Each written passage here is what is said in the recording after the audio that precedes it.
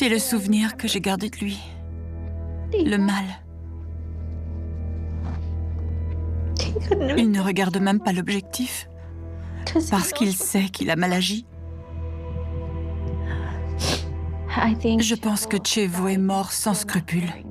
Il était habité par le mal, mais il n'a eu ni scrupule ni remords pour ce qu'il avait fait. Il est aujourd'hui à sa place en enfer.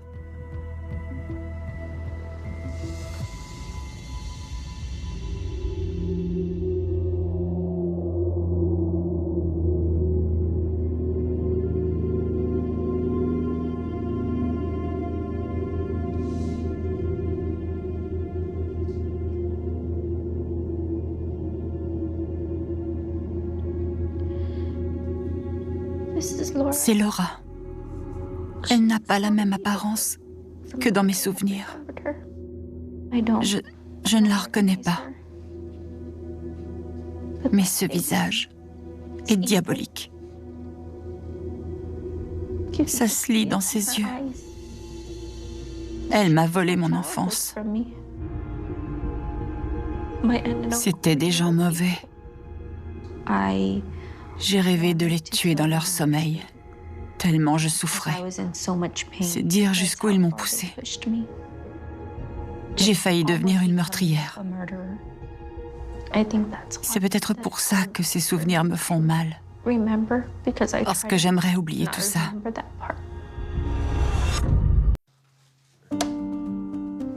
Je suis née à San Antonio, au Texas. J'ai un frère et une sœur. Ma sœur était l'aînée, puis il y a eu moi, et enfin mon frère. Ma mère était célibataire. Elle nous élevait seuls, mais elle n'était pas assez stable pour s'occuper de ses enfants. Elle était toxicomane et avait aussi des problèmes d'alcool. Alors les services sociaux nous ont pris.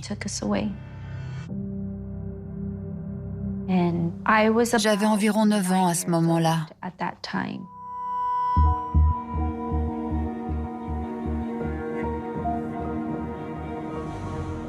Chevo était le frère de ma mère. Bonjour ma puce. Bonjour. C'était effrayant, déroutant et très triste. Mais j'étais soulagée de rester dans la famille, avec mon frère et ma sœur. On allait continuer à former une famille.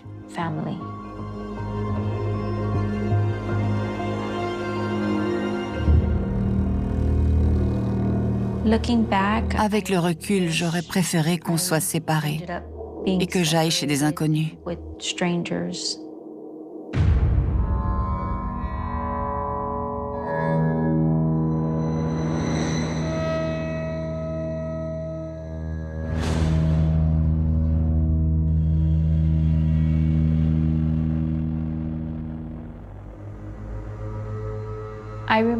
Un jour, j'étais seule à la maison avec mon oncle Chevo. On était sur le canapé du salon. Hey. Il m'a alors pris la jambe et s'est mis à me caresser les pieds. Puis sa main a lentement remonté le long de ma jambe. Je sentais que c'était mal.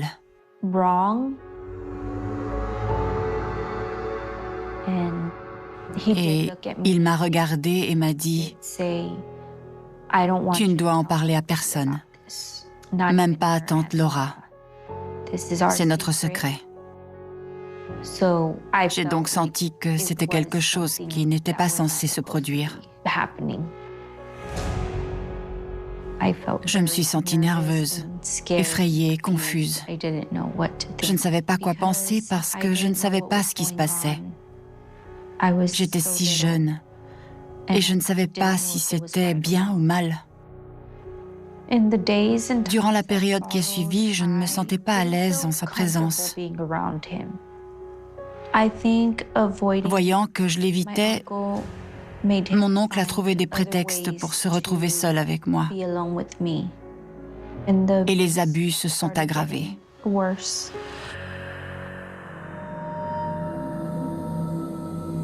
Dans la chambre que je partageais avec ma sœur aînée, on avait un lit superposé. Je dormais en haut et ma sœur en bas. On laissait la lumière du couloir allumée et notre porte entr'ouverte, parce qu'on avait un peu peur du noir. Je me souviens avoir vu une ombre sous la porte.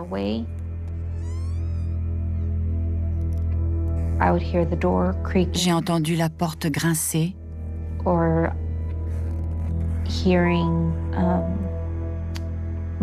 Puis mon oncle qui montait à l'échelle pour me rejoindre dans mon lit. C'était effrayant de l'imaginer en train de grimper jusqu'à moi. Je ne comprenais pas ce qui se passait, ni ce qu'il faisait dans le lit avec moi.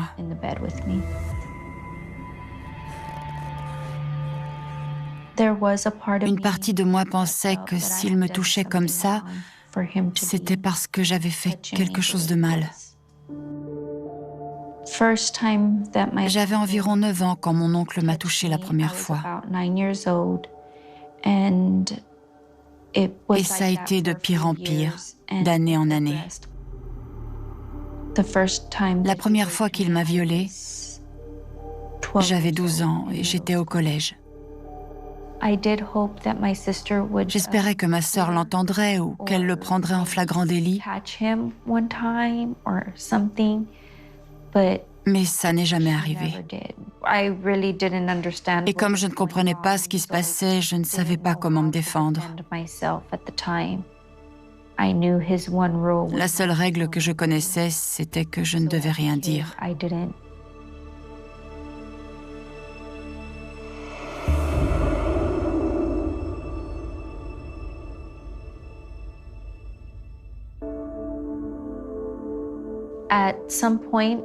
Un jour, j'ai fini par dire à ma tante Laura que j'avais un secret à lui confier. Et elle a dit d'accord. On est allé dans sa chambre, on s'est assis sur son lit et je lui ai dit « Tonton Chevo est venu dans mon lit et il m'a touchée d'une façon qui ne me semble pas correcte. » Elle m'a interrompue. Arrête! Elle m'a dit qu'elle ne le croyait pas capable de faire une chose pareille et que je racontais des mensonges. Elle m'a fait comprendre clairement que je n'avais pas le droit d'en parler à qui que ce soit. Pas un mot de ça en dehors de ma maison. C'était censé être ma mère. Alors je pensais qu'elle me protégerait et qu'elle ferait quelque chose, mais je me suis trompée. Je me suis sentie triste et trahie par ma tante Laura. Et j'avais peur parce que je ne savais pas à qui d'autre je pouvais me confier. Si elle ne me croyait pas, qui le ferait? Je ne pouvais faire confiance à personne.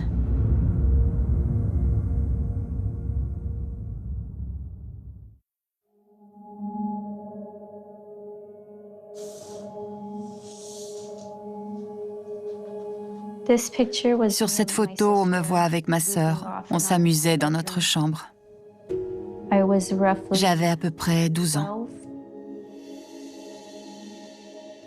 En regardant cette photo, n'importe qui verrait une enfant normale et heureuse. Mais derrière le masque, elle n'était pas normale et elle n'était pas heureuse.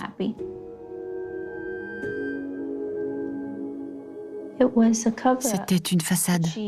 Elle devait faire semblant d'être heureuse. On m'avait dit de n'en parler à personne. Et j'avais peur de ce qui pouvait m'arriver si je désobéissais. J'avais l'impression de commettre un crime. Et qu'à cause de ça, on me mettrait en prison. C'était terrifiant de vivre avec cette idée.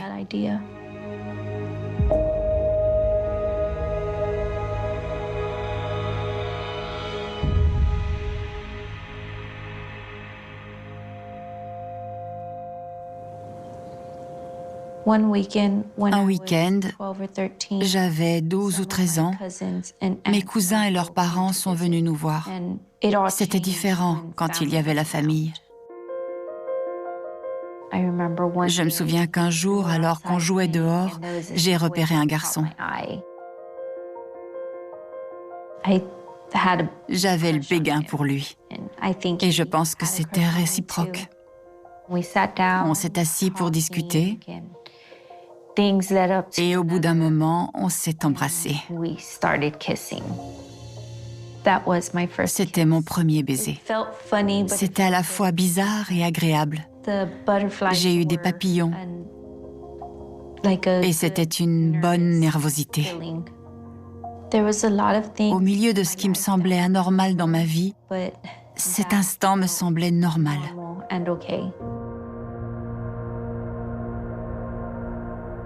Je ne me doutais pas qu'on était observé par ma cousine qui a vu notre baiser.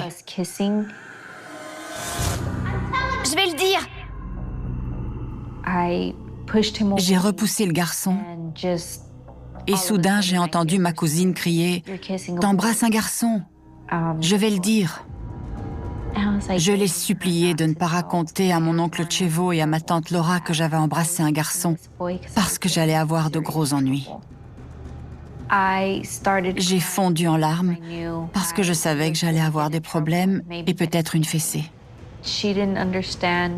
Elle ne mesurait pas la sévérité de la punition que j'allais subir.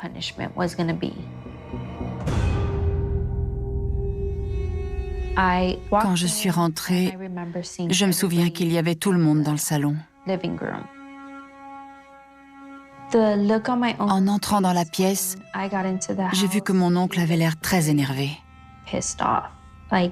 Son visage était rouge de colère. Je ne l'avais jamais vu aussi furieux. Je me souviens qu'il tenait une ceinture. Il m'a alors dit de poser les mains sur le canapé.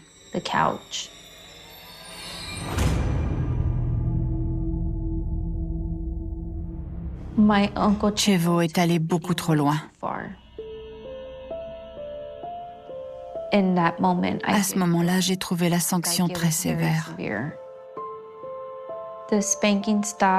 Ça ne s'est arrêté que parce que quelqu'un lui a dit qu'il m'avait assez corrigé. J'ai remercié le ciel qu'il y ait d'autres personnes présentes pour lui dire que ça suffisait. Sinon, je ne pense pas qu'il aurait arrêté de me frapper.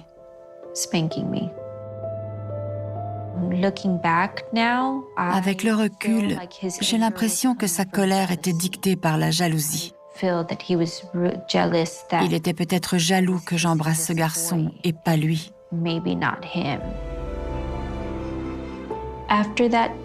Ce jour-là, j'ai su que je ne pourrais pas faire des choses normales comme les autres enfants.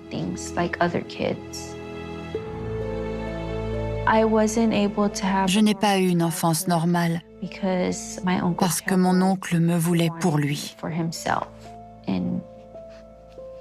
Et ce n'était pas normal. L'une des rares choses que j'étais autorisée à faire, c'était de faire du cross-country.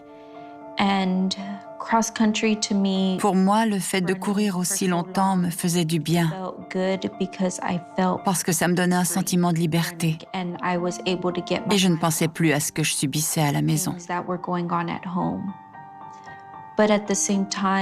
Mais un jour, j'ai vu, pendant l'entraînement, que mon oncle me suivait dans sa voiture.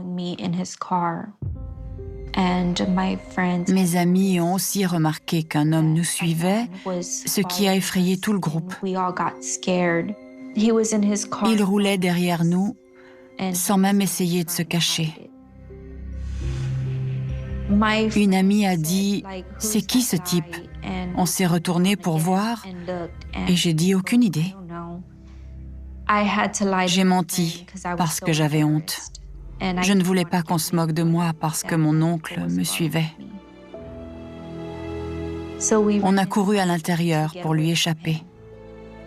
Je pense que si mon oncle me surveillait, c'était pour s'assurer que je ne parlais à aucun des garçons de l'équipe.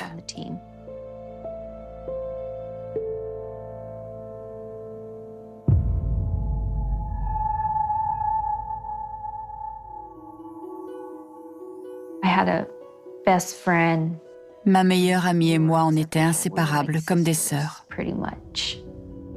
J'allais toujours chez elle, parce que je m'y sentais en sécurité, et je ne voulais pas qu'elle vienne chez moi.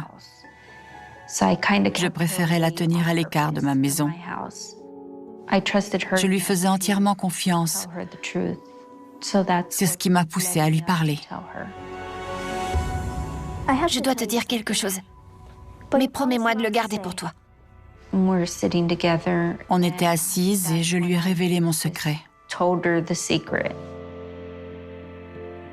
Elle avait l'air effrayée.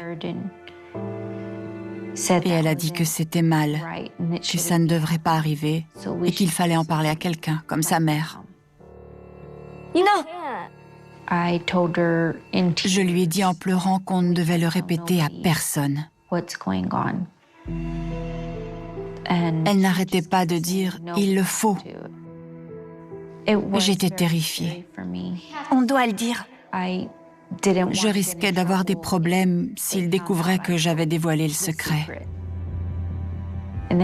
Puis elle a fini par dire « D'accord, je promets que je ne dirai rien ». Alors, je l'ai cru.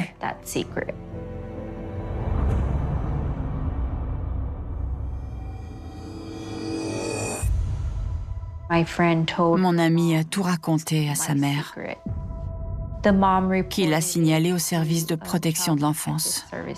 Va faire tes valises, ma puce.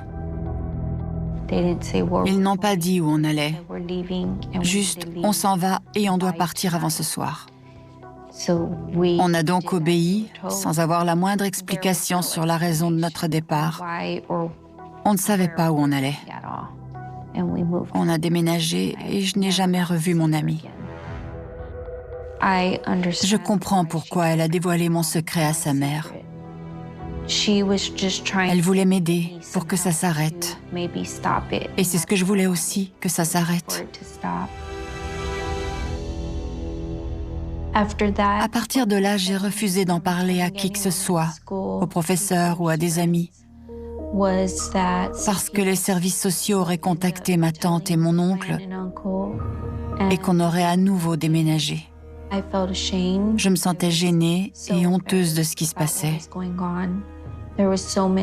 Il y avait tellement de choses que j'avais peur de raconter. C'était plus facile pour moi de garder le silence.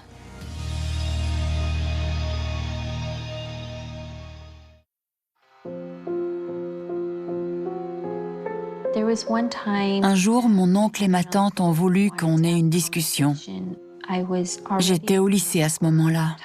Abby, viens t'asseoir. Je me souviens que mon oncle avait un air sérieux, ma tante aussi. Ils avaient un drôle de regard. Tout va bien? Ils m'ont dit que je pouvais me détendre, qu'ils voulaient juste me parler. Ils m'ont alors annoncé que j'allais porter leur bébé, puisque ma tante ne pouvait pas avoir d'enfant. Je l'ai regardée comme si elle était folle. J'étais sous le choc. Je n'arrivais pas à concevoir qu'ils disent à une adolescente de porter leur bébé. C'était choquant. Vous ne pouvez pas faire ça. J'ai dit, vous êtes malade? Pas question d'être enceinte, je suis au lycée. Je leur ai dit que non, que je ne voulais pas. Et ils ont dit, si, tu vas le faire, c'est comme ça. Fin de la conversation. Pitié. Je ne pouvais rien faire pour empêcher ça.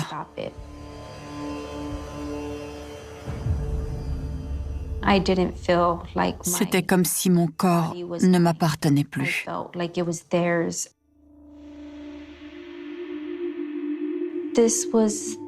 C'est là que j'ai compris que ma tante était aussi méchante que mon oncle.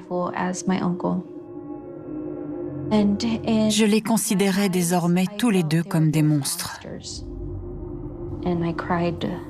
J'ai pleuré toute la journée en me demandant comment est-ce possible? Pourquoi ça m'arrive? Avec le recul, je pense qu'elle savait depuis longtemps ce qui se passait entre lui et moi, depuis le début. Mais elle avait choisi de l'ignorer pour ne pas perdre l'amour de mon oncle. Ce qui a fait d'elle un monstre.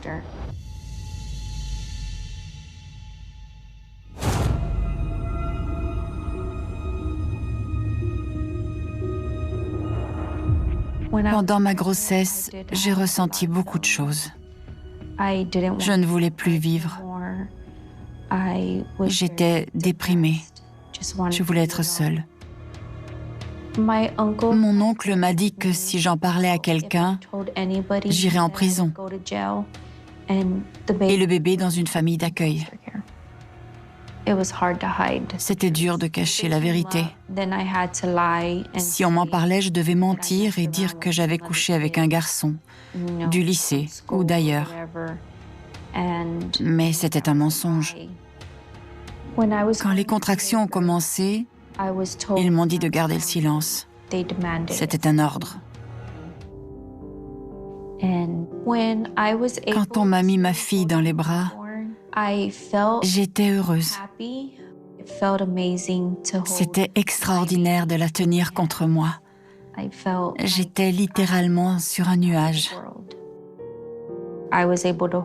Mais ensuite, les infirmières sont sorties et alors ma tante me l'a arrachée.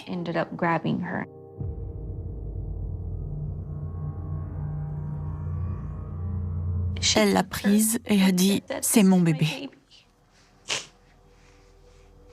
Quand elle grandira, elle t'appellera grande sœur.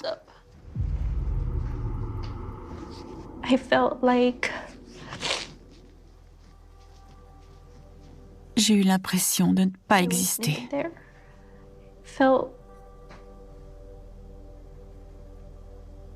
J'étais perdue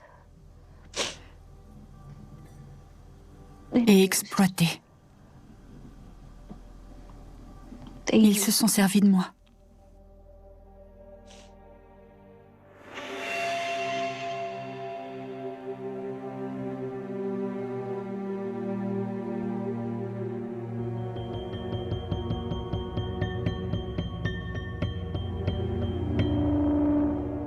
À cette époque, je m'occupais des enfants, de ma tante et de mon oncle, mais aussi de toutes les tâches ménagères. J'étais comme une domestique ou une esclave dans ma propre maison. Et ça s'est encore aggravé. Mon oncle et ma tante m'imposaient un rituel tous les soirs.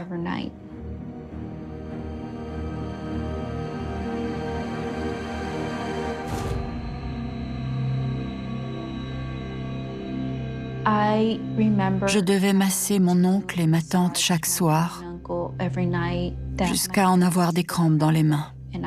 Ça me mettait mal à l'aise et je voulais arrêter, mais je n'ai pas pu.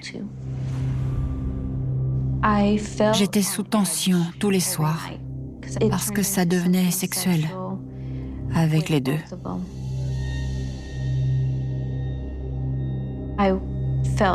J'avais l'impression d'être leur esclave sexuel.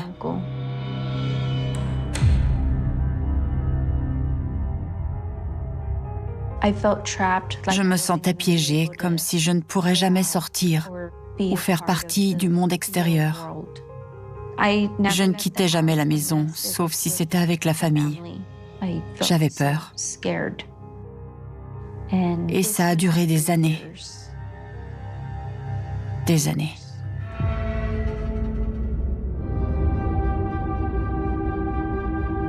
Sur cette photo, il y a moi, ma tante Laura et mes 3 enfants.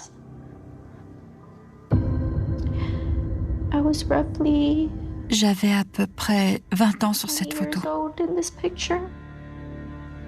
Quand je vois cette femme tenir mes enfants, j'étais une étrangère pour eux, pas leur mère. C'était elle. C'est ce qu'on voit sur cette photo. J'avais du mal à sourire. Je me forçais à faire comme si de rien n'était, en espérant qu'un jour, je m'en sortirais avec mes enfants. Mon oncle m'a expliqué ce qui se passerait si j'en parlais à quelqu'un. Il m'a dit qu'il nous tuerait, les enfants et moi, qu'il nous trancherait la gorge pendant notre sommeil. Et je crois qu'il en était tout à fait capable. Il voulait me faire peur pour que je n'en parle à personne. Et ça a marché. Ma tante et mon oncle étaient croyants. Ils étaient catholiques. Alors j'ai appris à réciter les prières et on allait à l'église tous les dimanches. Alors que ma fille était encore une enfant, mon oncle et ma tante ont décrété que c'était une guérisseuse capable de produire des miracles. Je trouvais ça dingue. Vraiment, je ne comprenais pas ce qu'ils racontaient. Puis ils l'ont diffusé sur Facebook. Ça a pris une telle ampleur que ma fille s'est retrouvée aux infos. Certains croient que Dieu et la Vierge de Guadalupe ont donné à Paige le don de guérison. C'est le destin que Dieu a choisi pour elle et la foi qu'elle a en lui. Les gens disent « Oh, l'enfant miracle ». Ce n'est pas l'enfant miracle, mais elle est le vaisseau de Dieu. Une question nous rappelle alors qu'elle n'est qu'une enfant. Maman, c'est quoi un vaisseau? Un bateau.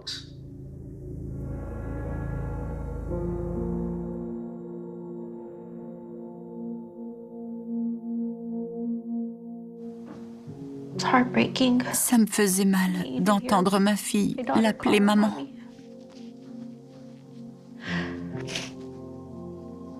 Je ne l'avais pas entendue depuis si longtemps. Et quand je voyais le jeune âge de ma fille, et que je la voyais faire ces choses-là, c'était très éprouvant pour moi. Parce que cette activité lui prenait au moins 6 à 7 heures par jour. Elle était si innocente. Ils l'ont utilisée pour attirer les gens et leur soutirer de l'argent. J'avais aussi de la peine pour ma fille parce qu'elle devait subir tout ça.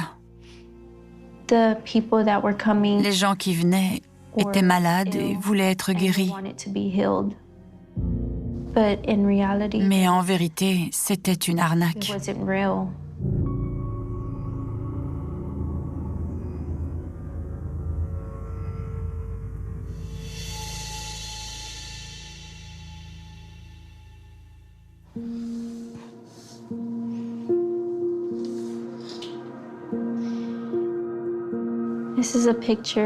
C'est une photo de Rudy et moi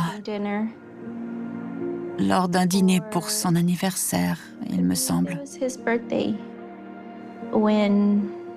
Quand on cachait notre relation à mon oncle et ma tante, j'attendais qu'ils soient tous les deux partis travailler. J'emmenais les enfants à l'école et je retrouvais Rudy dans la rue. Je me sentais en sécurité quand je lui parlais. C'était nouveau pour moi de fréquenter un homme aussi rassurant. Il semblait différent. Il était gentil et doux. C'est l'homme qui allait m'aider à sortir de l'enfer dans lequel je vivais.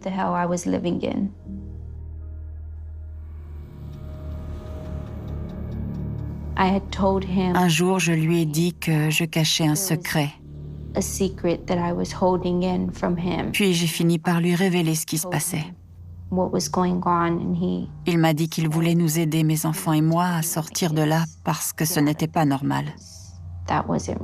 Il était très en colère. Mais je lui ai dit que je ne pouvais rien faire. Parce que s'il s'impliquait, ou si je partais, mon oncle nous trouverait et nous tuerait tous.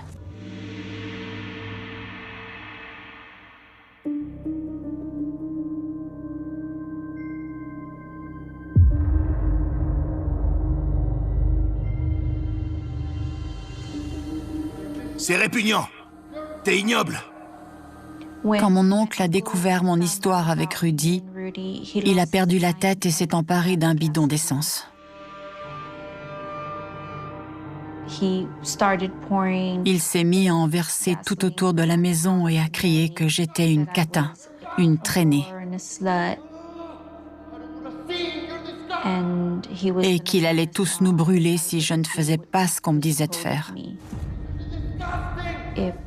Si tu revois Rudy, je brûlerai cette maison et personne ne pourra plus vous voir, ni toi, ni tes enfants. Chevo, sors d'ici. Tu me dégoûtes. Allez. J'avais l'impression que mon oncle était psychopathe. C'était de la folie. Je pensais qu'il en était capable et qu'il le ferait. Ma tante a réussi à le calmer et à le faire rentrer. Après ça, j'ai su que je devais trouver le moyen de m'échapper et de protéger mes enfants. Je n'étais pas en sécurité.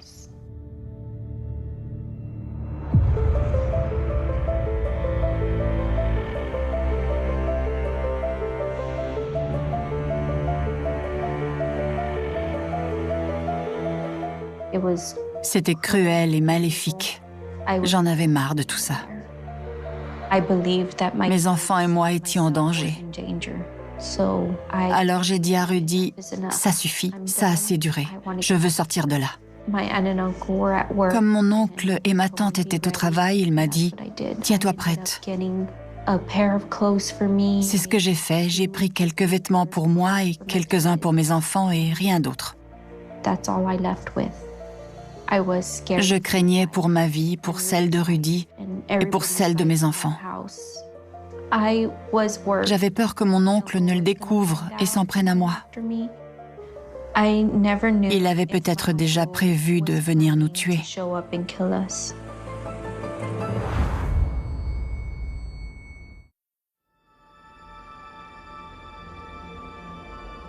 Je gardais ce secret depuis si longtemps que le jour où j'ai décidé de me rendre au poste de police pour raconter mon histoire, j'étais terrifiée.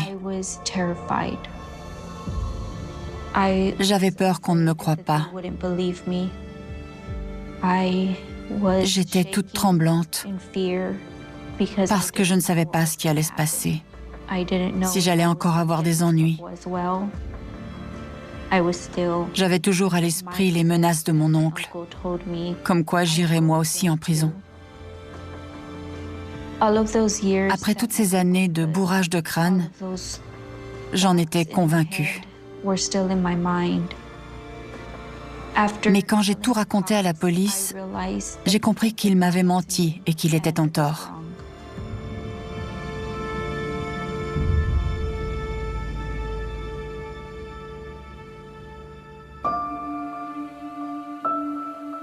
J'ai pleuré, je n'en revenais pas. C'était enfin fini. J'étais en état de choc, je n'arrivais pas à y croire. Et je n'y ai pas cru jusqu'à ce qu'on aille au procès et que je les vois avec leurs combinaisons orange et les menottes. Quand j'ai vu mon oncle au tribunal, j'ai compris qu'il n'était pas puissant et qu'il ne ferait plus jamais de mal à personne. Le procureur m'a demandé si je voulais faire une déclaration. Je voulais être entendue.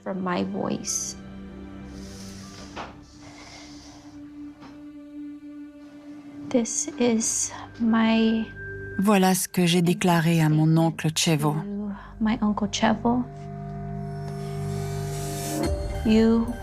Tu étais censé être mon tuteur et mon père, m'élever, prendre soin de moi et m'aimer. Mais tu as fait tout le contraire. Tu m'as volé mon enfance. Chevo, tu m'as fait souffrir et torturer pendant plus d'une décennie. Tu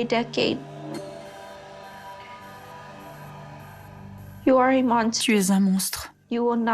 Tu ne pourras plus faire de mal, ni à moi, ni à mes deux belles et merveilleuses filles, ni à aucune autre personne innocente. Pardon.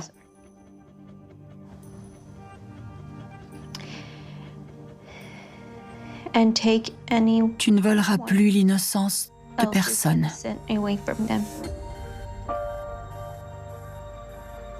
La punition que tu vas recevoir aujourd'hui est celle que tu mérites pour avoir été aussi méchant. C'était dur de lire ce texte face à lui dans la salle d'audience. Et ce lâche n'a même pas osé lever les yeux pour reconnaître ma présence. Mais c'était pas grave.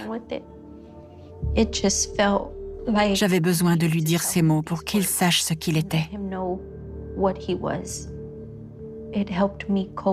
Ça m'a aidé un peu de lui faire comprendre que c'était un monstre et un lâche.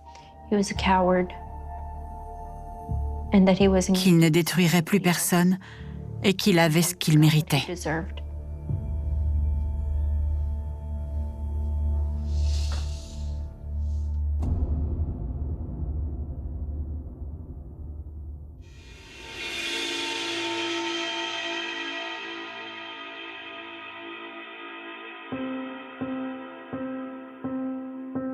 En entendant les sentences, j'ai eu le sentiment que justice était faite.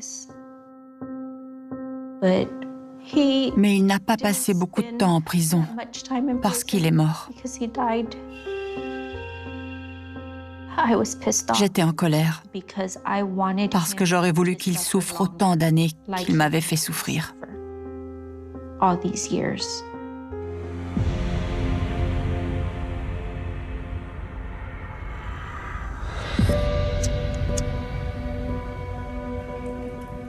J'ai appris qu'il faut pardonner, mais pas oublier.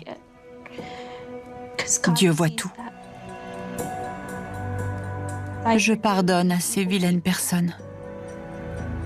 Et leur pardonner m'aide à guérir.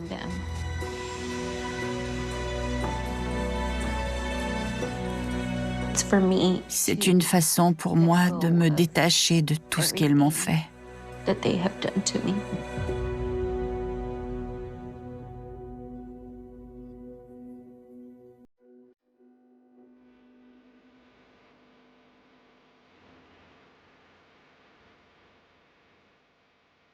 Rudy m'a donné le courage de reprendre la lutte.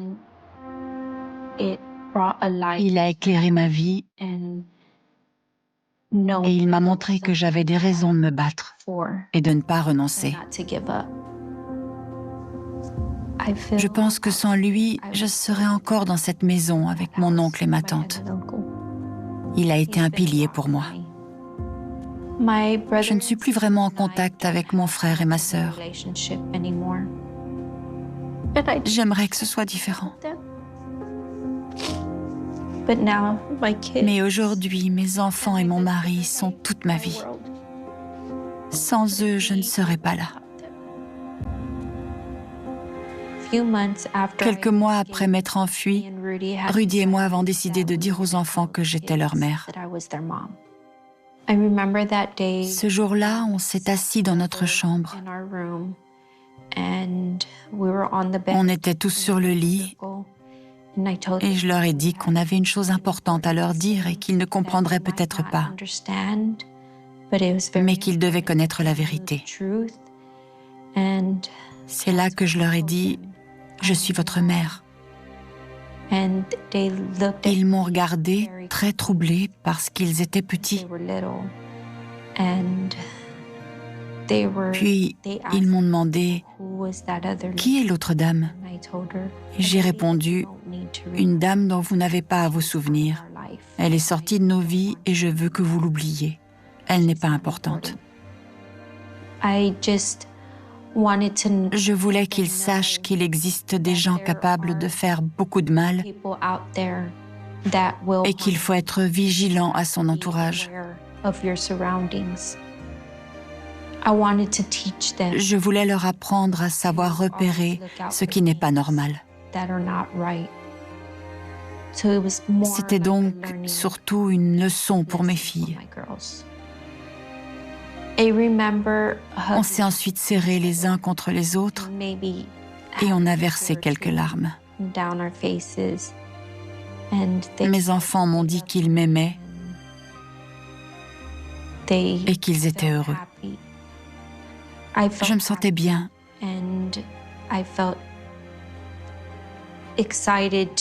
Et j'étais heureuse de leur avoir enfin appris que j'étais leur mère. Et ils l'ont accueilli comme un honneur. Ils m'ont dit que j'étais une bonne mère. Quand elles ont eu 15 et 18 ans, on a eu une autre discussion.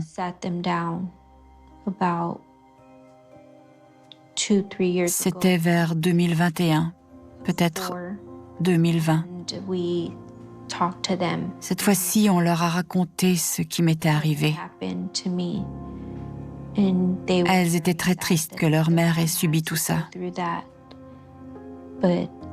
Mais en même temps, elles étaient fières que je m'en sois sortie et que je les ai aidées à survivre. Je n'aurais jamais cru pouvoir vivre ma vie d'aujourd'hui. Je n'aurais jamais cru que je puisse être si heureuse et élever mes enfants et leur apprendre à distinguer le bien du mal. Je ne veux pas que mes enfants pensent que je regrette de les avoir eus. Je ne regretterai jamais d'avoir eu mes enfants parce que je les aime de tout mon cœur et que je ferai n'importe quoi pour eux. Ils m'aident à guérir et à être heureuse. Je vis pour eux. Je laisse le passé au passé pour eux, afin de pouvoir les rendre heureux, eux et mon mari. Quand je vois des gens qui n'ont pas raconté leur histoire,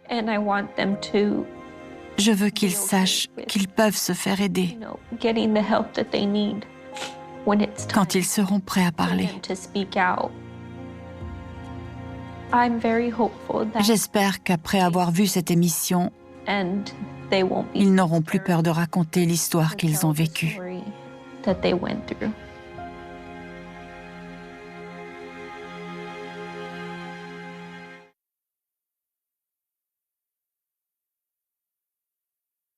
The night does not announce itself with sirens or screams. It arrives quietly, sliding over California like a held breath, settling into the cracks between streetlights and closed curtains. In 1987, on a block that believed itself ordinary and safe, the darkness carried something else with it. A decision. A movement. A hand pressed against a surface for balance, leaving behind a single fingerprint that meant nothing at the time. No one noticed it. No one understood that this small, oily impression would one day speak louder than any witness ever could. The house stood with its lights on, a detail that would later nag at investigators. The porch light glowed yellow, moths orbiting it in slow, careless loops.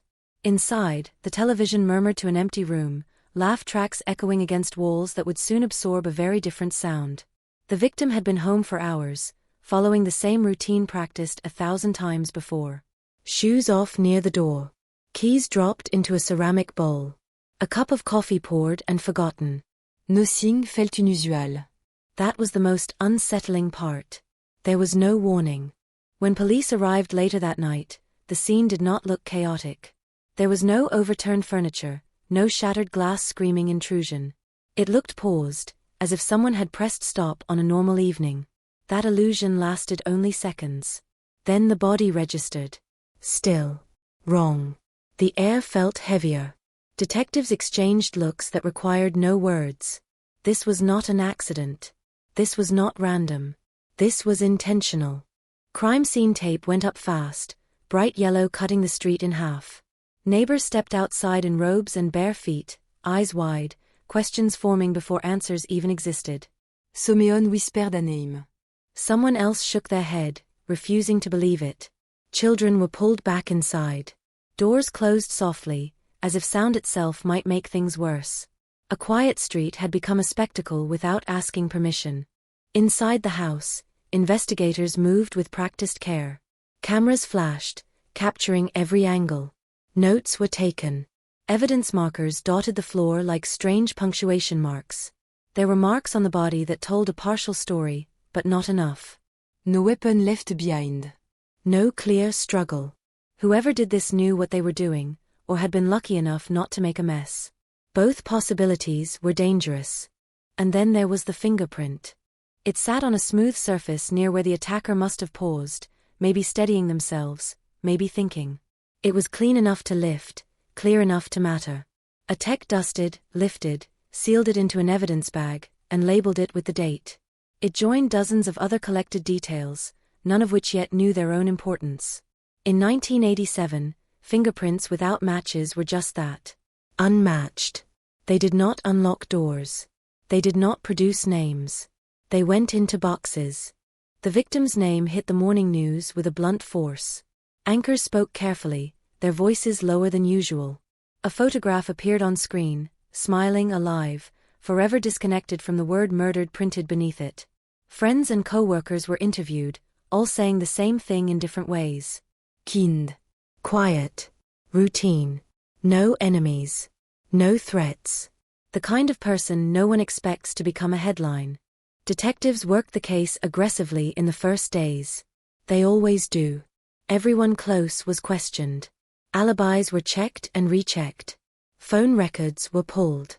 The neighborhood was canvassed again and again. Someone mentioned a car they didn't recognize, but couldn't describe it well enough to matter. Another neighbor thought they heard footsteps, slow and deliberate, not running, not panicked. A third insisted they heard nothing at all.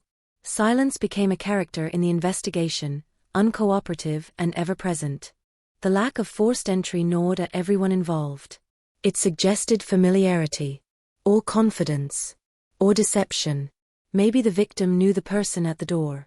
Maybe the door was never locked. Each possibility branched into 10 more questions, and each question led to nothing solid. The suspect list grew and shrank with frustrating speed.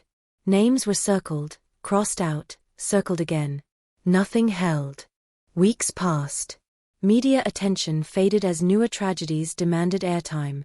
The case file grew thicker but colder. Leads dried up. The fingerprint remained the most tangible piece of the puzzle, but it pointed nowhere. Databases were limited. Technology was young. The print was run again and again, always returning the same result. No match found. No record. The evidence was real, but it was mute. By the end of the year, the word no investigator ever wants to hear was spoken out loud. Cold case. It wasn't an announcement. It was a surrender dressed up as procedure. The file was boxed, labeled, and placed on a shelf among others like it. Lives moved on around it. Promotions happened. Retirements came. The victim's family learned to live with a question mark where closure should have been. Years turned into decades quietly. The house changed on. New paint covered all walls. Children grew up and left.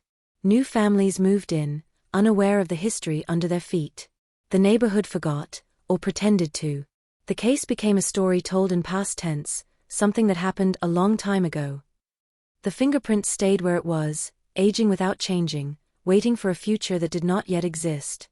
Technology advanced without ceremony. Databases expanded. Computer got faster. Cold cases became solvable again, at least in theory.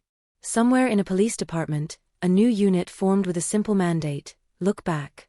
Reopen what had been abandoned. Use new tools on old ghosts. The 1987 case was one of hundreds reviewed, flipped through, considered briefly. At first, it looked unremarkable. Another unsolved homicide. Another life cut short. Another family waiting. Then someone noticed the fingerprint. It was digitized carefully, transformed from ink and powder into data. Ones and zero. Patterns and ridges converted into something a machine could understand. When it was finally entered into a modern system, no one expected what happened next. There was no dramatic pause. No warning. Just a result. A name. An identity attached to something that had been anonymous for over 30 years. The room went still. Investigators leaned closer to the screen, reading the name again, as if it might change if stared at too long. It didn't. The fingerprint belonged to a man who had lived freely since 1987. No arrest for this crime. No suspicion. No consecuencias. He had aged. Built a life. Moved through the world untouched by the thing he left behind. Files were pulled. Addresses confirmed. Surveillance conducted quietly. This was no longer history. This was active again.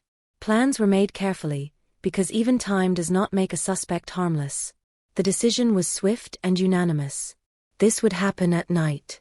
Controlled. Clean. Final. Just after midnight, decades after the murder, squad cars rolled silently into a different neighborhood. No sirens. No lights. Officers moved with purpose, boots soft against pavement. The house they surrounded was ordinary, unremarkable, like the one from 1987. Inside, a man slept, unaware that the past had finally found his address. The knock did not come first. The door gave way under force, splintering un war. Commands filled the air. Lights snapped on. Confusion turned to fear in seconds. The suspect was pulled from bed, hands raised, cuffs clicking shut around wrists that had been free for too long. His name was spoken aloud, attached at last to the crime that had waited decades for him. Nebor wok to noise and whisper. Phones recorded from behind curtains. The words spread quickly, almost disbelievingly. Cold case solved. Midnight arrest. A fingerprint remember. Back at the station, the interrogation room waited. The fingerprint was placed on the table, enlarged, undeniable. The suspect stared at it, then away.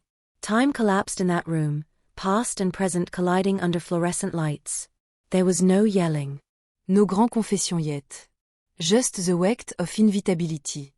Outside, a community woke to news it never expected to hear. For the family, the emotions came in waves too complex to name. Relief tangled with grief. Anger braided with exhaustion. For investigators, it was validation and warning at once. Proof that evidence endures. Proof that nothing truly disappears. And somewhere in an evidence room, a shelf stood with an empty space where a fingerprint once waited. It had waited patiently, through silence and doubt, through years when justice seemed impossible. Now it had spoken, and its voice echoed far beyond the moment it was finally heard. The interrogation room has a way of stripping time down to its rawest form. There are no windows. No clocks. Just a table, 2 chairs, and a humming fluorescent light that refuses to let shadows hide. The suspect sits alone at first, hands cuffed in front of him, wrists resting on the metal surface. He looks older than the photograph investigators pulled from an 80s driver's license, but the bone structure matches. The jawline. The spacing of the eyes. Time has added weight and lines, not innocence. Outside the room, detectives watch through one-way glass, listening to the low thrum of the building, the distant echo of doors opening and closing. No one rushes in. This moment has waited too long to be rushed. They know that panic can speak louder than anger, that silence can be heavier than accusation. They let him sit. Let the reality seep in. Midnight raids have a way of shaking loose memories people thought were buried forever. When the detectives finally enter, their movements are calm, deliberate. No rest voices. No theatrics. Just names spoken clearly, credentials placed on the table, the quiet acknowledgement that this conversation has been a long time coming. The suspect nods once, swallowing hard. He asks why he's here. The answer comes without embellishment. A murder. California. 1987. Cold case. The word cold lands differently when you're sitting in handcuffs. They slide the photograph across the table first. Note the fingerprint. Not yet. The victim's face stares back at him, frozen in a smile that predates everything that followed. The suspect's eyes flicker, a micro-expression so fast it would be missed by anyone not trained to look for it. He says he doesn't recognize the person. Says he's never been to that house. Says he was younger then, living somewhere else, doing something else. His voice is steady, practiced. He has had decades to rehearse this, even if only subconsciously. The detective listen. They let him talk. Stories have edges, and those edges eventually cut themselves. When the fingerprint finally appears, enlarged and undeniable, the room changes. There is no drama in the reveal, no sudden slam of evidence onto the table. Just a paper sliding forward, the ridge and wall stark in black and white. This is yours, one detective says. Lifted from the scene. Entered into the system 34 years later. Matched to you. The suspect leans back, exhaling slowly, eyes never leaving the print. For a moment, he almost smiles. Not with humor. With resignation. He asks how that's possible. They explain the advancements. The databases. The patience of evidence. They explain how the past does not decay the way memory does. He nods again, as if listening to a lecture instead of the end of his anonymity. Outside the room, phones light up. Supervisors are notified. Paperwork moves fast now, propelled by the gravity of confirmation. Warrants are updated. Charges are drafted. A prosecutor is looped in before sunrise. The machinery of justice, long idle on this case, begins to move with a familiar rhythm. By morning, the news breaks. Anchors speak with the kind of excitement reserved for endings people thought they'd never see. Cold case solved, the banners read. Forgotten fingerprint lead to midnight arrest. Archival footage plays, grainy images from the 80s cutting sharply against high-definition shots of the suspect being escorted into court. The contrast is jarring. Time collapses again, this time for the public. The victim's family hears the news not from police, but from a ringing phone and a voice struggling to sound professional through emotion. There is no script for this moment. No training prepares you for the sudden shift from mourning an absence to confronting a presence. They sit in silence after the call ends, hands shaking, tears coming not from joy but from the violent reopening of a wound that never fully healed. In the days that follow, investigators return to the old case file with new eyes. What was missed? What was dismissed? What suddenly makes sense? The suspect's name appears in the margins of past reports, not as a focus, but as a footnote. A casual acquaintance. Someone who lived nearby. Someone questioned briefly and cleared because nothing tied him to the scene. Nothing, except the fingerprint that could not yet speak. They reconstruct timelines meticulously. Where he lived in 1987. Where he worked. Who he associated with. Old addresses lead to new revelations. A job application lists a location within walking distance of the victim's house. A former coworker remembers him leaving early one night, agitated, distracted. At the time, it meant nothing. Now, it feels loud. The house itself is revisited, though it has been remodeled beyond recognition. New owners watch from a distance as forensic teams walk through rooms that have hosted birthday parties and quiet dinners, unaware of their past. The walls do not remember, but the case does. Measurements are taken again. Sight lines considered. The placement of furniture from old photographs compared to current layouts. The fingerprint's position is re-evaluated, its context sharpened. It was not random. It was exactly where someone would stand if they knew the space. The suspect's life since 1987 is laid bare under scrutiny. Marriage. Children. Employment. No odeur violent crime au record. No obvious red flags. This is often the most disturbing part for those following the case. The idea that someone can commit an act so final, then blend seamlessly into normalcy, raises questions no courtroom can fully answer. Who knew him? Who didn't?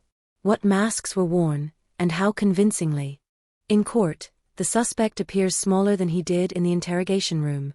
The weight of public eyes press down hard. He pleads not guilty, as expected. The defense begins its work immediately, questioning the reliability of decades-old evidence, the chain of custody, the integrity of memory. They argue time erodes truth. The prosecution argues the opposite. That time preserved what mattered most. The fingerprint become the star witness. Experts explain ridges and minutiae in careful language, translating science into certainty. They show overlays, point out matches, explain probabilities so small they border on absurdity. The jury watches intently, some leaning forward, others gripping pens too tightly. This is not a story. This is math. And math does not forget. Outside the courthouse, cameras wait. Reporters speak of justice delayed but not denied. The phrase is familiar, comforting, almost tidy. For the family, nothing felt dit. They attend every session, sitting together, absorbing details they never wanted to know. Each revelation is both a gift and a burden. Answers arrive heavy, trailing images and implications that will linger long after verdicts are read. The suspect's demeanor shifts as the days pass. Confidence gives way to irritation, then to flashes of something closer to fear. He avoids eye contact with the victim's family. He listens as his own past is narrated by strangers, his movements dissected, his choices reframed as steps toward inevitability. The courtroom becomes a mirror he cannot escape. Behind the scenes, detectives field calls from other departments. Cold cases have a way of rippling outward. If this fingerprint sat unnoticed for decades, what else might be waiting? Evidence lockers are opened. Boxes are dusted off. The success of one case becomes the catalyst for many, a reminder that patience paired with progress can be lethal to secrets. As the trial moves forward, the narrative tightens. No longer just a murder, but a study in time. In how technologie ou train de nial. In how the smallest trace can outlast entire lifetimes. The fingerprint is no longer just ink on paper. It is a voice that waited 34 years to be heard, and now refuses to be silenced. For the community that once closed its doors in fear, the arrest reopens conversations long avoided.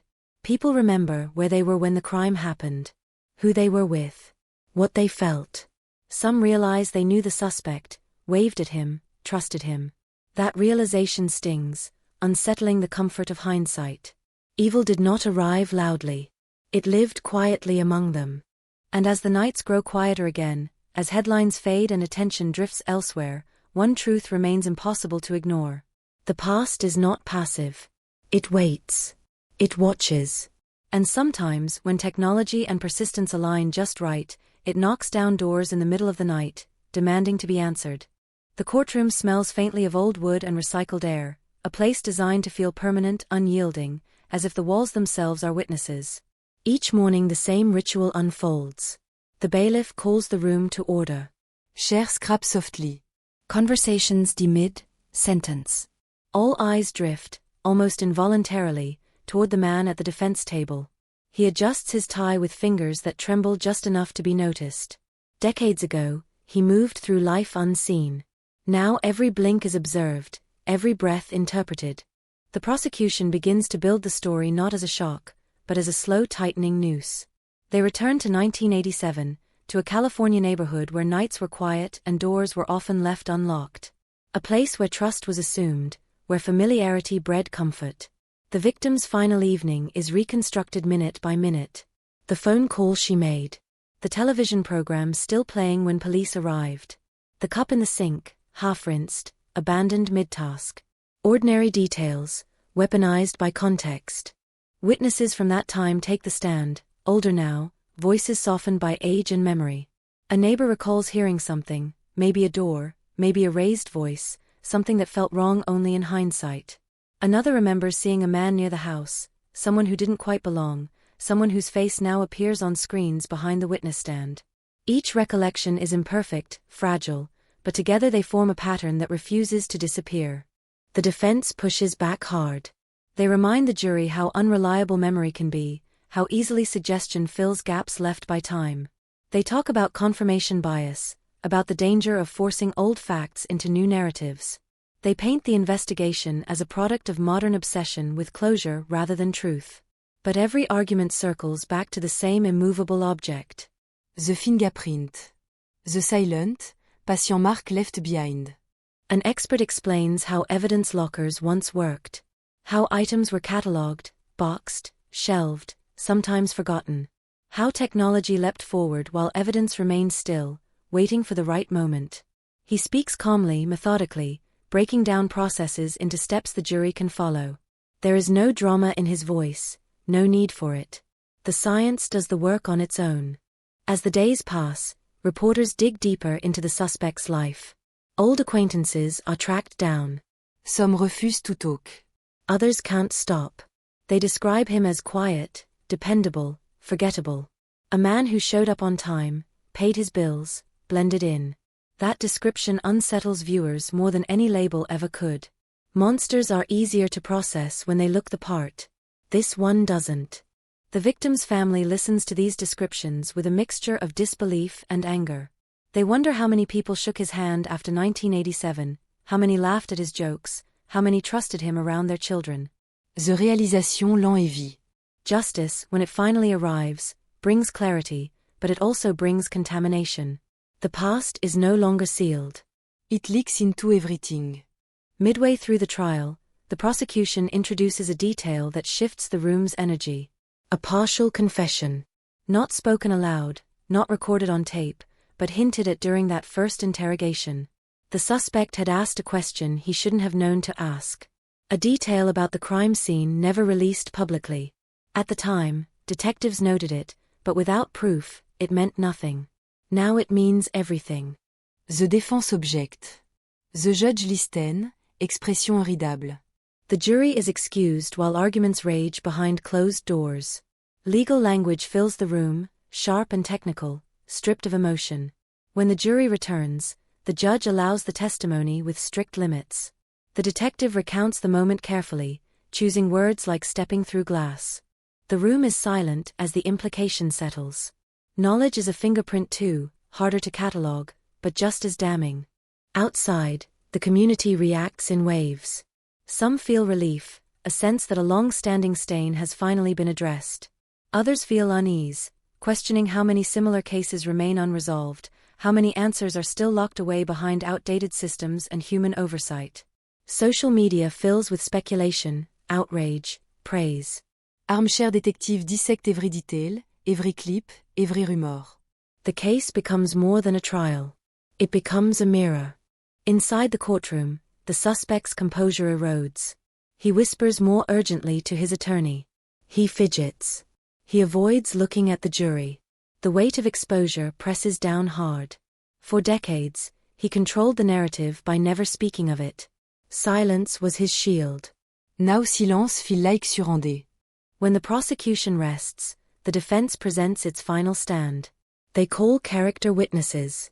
People who have known the suspect for years, who swear they never saw violence, never sensed darkness. Their testimonies are sincere, and that sincerity complicates everything. The jury listens, conflicted. Can a person be both these things? A loving parent. A brutal killer. The question hangs unanswered. Closing arguments arrive with a sense of inevitability. The prosecution speaks of accountability, of time as an ally rather than an enemy.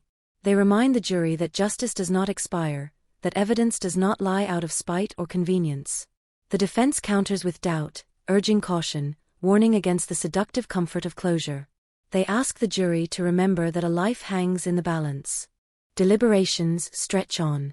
Hours turn into days. The courtroom empties and refills, waiting. The victim's family holds hands, knuckles white. The suspect sits alone, staring straight ahead, jaw clenched. Somewhere dit baignade de surface, the past churne, restless. When the verdict finally comes, it arrives without ceremony. The jury files in. The four-person stands. The words are spoken clearly, evenly, carrying the weight of decades. Guilty. The sound that follows is not a cheer, not a gasp, but a collective exhale. A release of breath held too long. The victim's family weeps, not loudly, but completely. The suspect's shoulders sag, the last of his resistance dissolving into something that looks like exhaustion.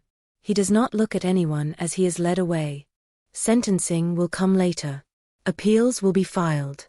Legal battles will continue. But something fundamental has shifted. The case is no longer a question mark. It is a statement.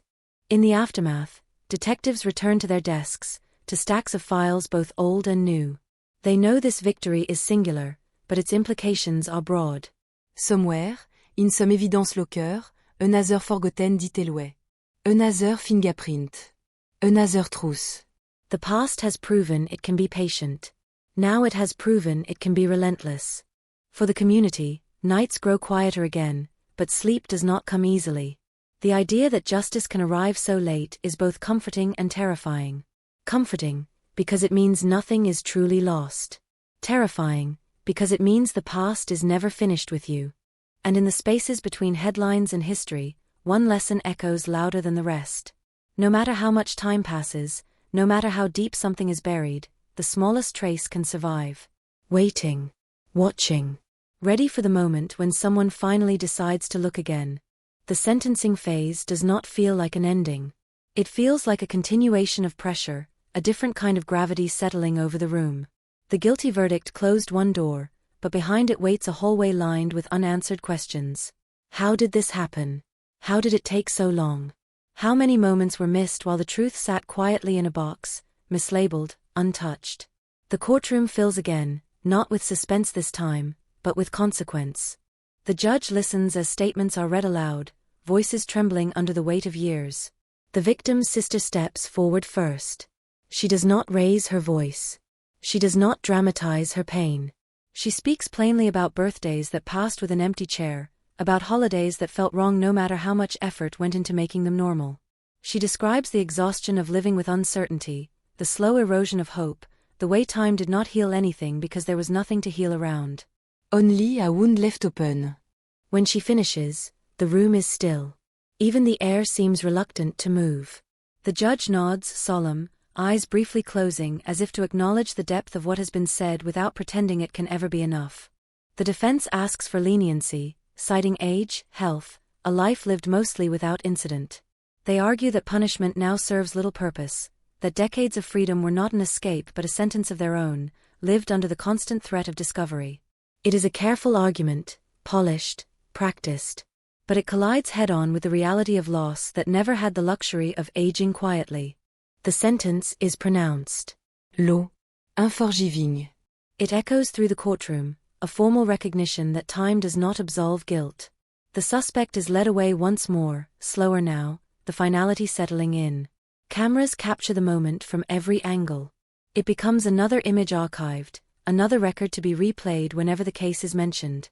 Outside, reporters scramble to condense years of pain into headlines sharp enough to cut through the noise. Cold case solved. Decades-old fingerprint. Midnight arrest. The words feel almost inadequate, like labels slapped onto something far too complex to be contained by a single line of text. Yet they travel fast, reaching people who never knew the victim, never walked those streets, but feel the impact anyway. Behind the scene, investigator begin a quitter process. Review. Reflection. They pull the old file again, not out of necessity, but out of compulsion. They want to understand where things stalled, where assumptions hardened into obstacles. They trace the path of the evidence locker, the policies that governed it, the human errors that allowed one small detail to slip into obscurity. It is not about blame. It is about prevention. One detective, newly assigned to cold cases, studies the fingerprint photograph late into the night. He zooms in, out, tracing ridges with his eyes. He thinks about how easily it could have remained invisible forever. How many similar prints might still be waiting, attached to names that no one has spoken in years. The thought is both motivating and crushing. The community reacts in layers. Some organize a vigil, candles flickering in the same park where the victim once walked her dog. Others avoid the subject entirely, unwilling to reopen something they had buried for their own survival. Conversation shift tone. Trust is examined. People think about neighbors they never questioned, routines they assumed were safe. The case becomes a reference point, a quiet warning folded into everyday life. In interviews, experts speak about the psychology of long-term offenders, about compartmentalization, about the ability to live two lives without the seams showing. Viewers listen, fascinated and unsettled. They wonder how many people around them are capable of such separation, how thin the line really is between normal and monstrous. The answers are never comforting. The victim's family retreats from the spotlight once the cameras move on. Closure, they learn, is not a door that shuts cleanly. It is a room you slowly learn how to stand in. There is relief, yes. Validation. A sense that the world finally acknowledged what was taken from them. But grief remains stubborn, unchanged by verdicts or sentences. It is quieter now, less frantic, but no less present. In private moments, they go through old photographs, not as evidence, but as memory. They talk about the victim as she was, not as she became in the public imagination. They reclaim her from the case, from the headlines, from the narrative that reduced her to a crime scene. This, more than anything, feels like justice. The suspect begins his life behind bars under a microscope of a different kind. Inmates recognize him from the news. Guards treat him with procedural distance. He spends long hours alone, confronted by the silence he once used as protection. There are no more strategies, no more delays. Only the steady passage of time, stripped of illusion. Appeals are filed, as expected. Legal arguments are drafted, focusing on technicalities, on admissibility, on interpretation. The process grinds forward, slow and methodical. For the family, it is another test of endurance. For the system, it is proof of its own design. Justice must not only be done, it must be defensible. As months pass, the case inspires change. Evidence lockers across the state undergo audits. Cold case units receive renewed funding. Training protocols are updated to emphasize preservation, review, and cross-referencing with emerging technology. The fingerprint becomes a teaching tool, a reminder that progress is only useful if it is applied. A documentary crew reaches out, eager to tell the story in full. The family déclinée. They are tired of retelling, of reliving, of watching their pain edited into dramatic arcs. The story has been told enough, they decide. Now it belongs to them again. For the detectives who work the case, there is no celebration, only a quiet satisfaction tempered by humility. They know this outcome does not erase the years lost. It does not undo the nights spent wondering, the false leads chased, the moments when hope flickered and died. But it does affirm something essential. Persistance metteurs. Attention metteurs. Even when the trail goes cold, it is not gone. In training rooms and conference halls, the case is discussed not as a miracle, but as a lesson. Evidence does not decay with time if it is respected. Truth does not weaken if it is preserved. The real enemy is neglect, the slow erosion of urgency that allows cases to slip from memory into storage. Late one evening, long after the courthouse has emptied, a clerk locks up for the night. The halls are quiet, lights dimmed. Somewhere in the building, files sit neatly organized, labels clear, systems updated. It is a small, almost invisible improvement. But it matters. The legacy of the case settles into its final form not as a headline, but as a shift. A recalibration of priorities. A renewed awareness that the past is not passive. It waits, it accumulates, it demands to be acknowledged. For the community, life continues. New families move into old houses. Children play on the same sidewalks.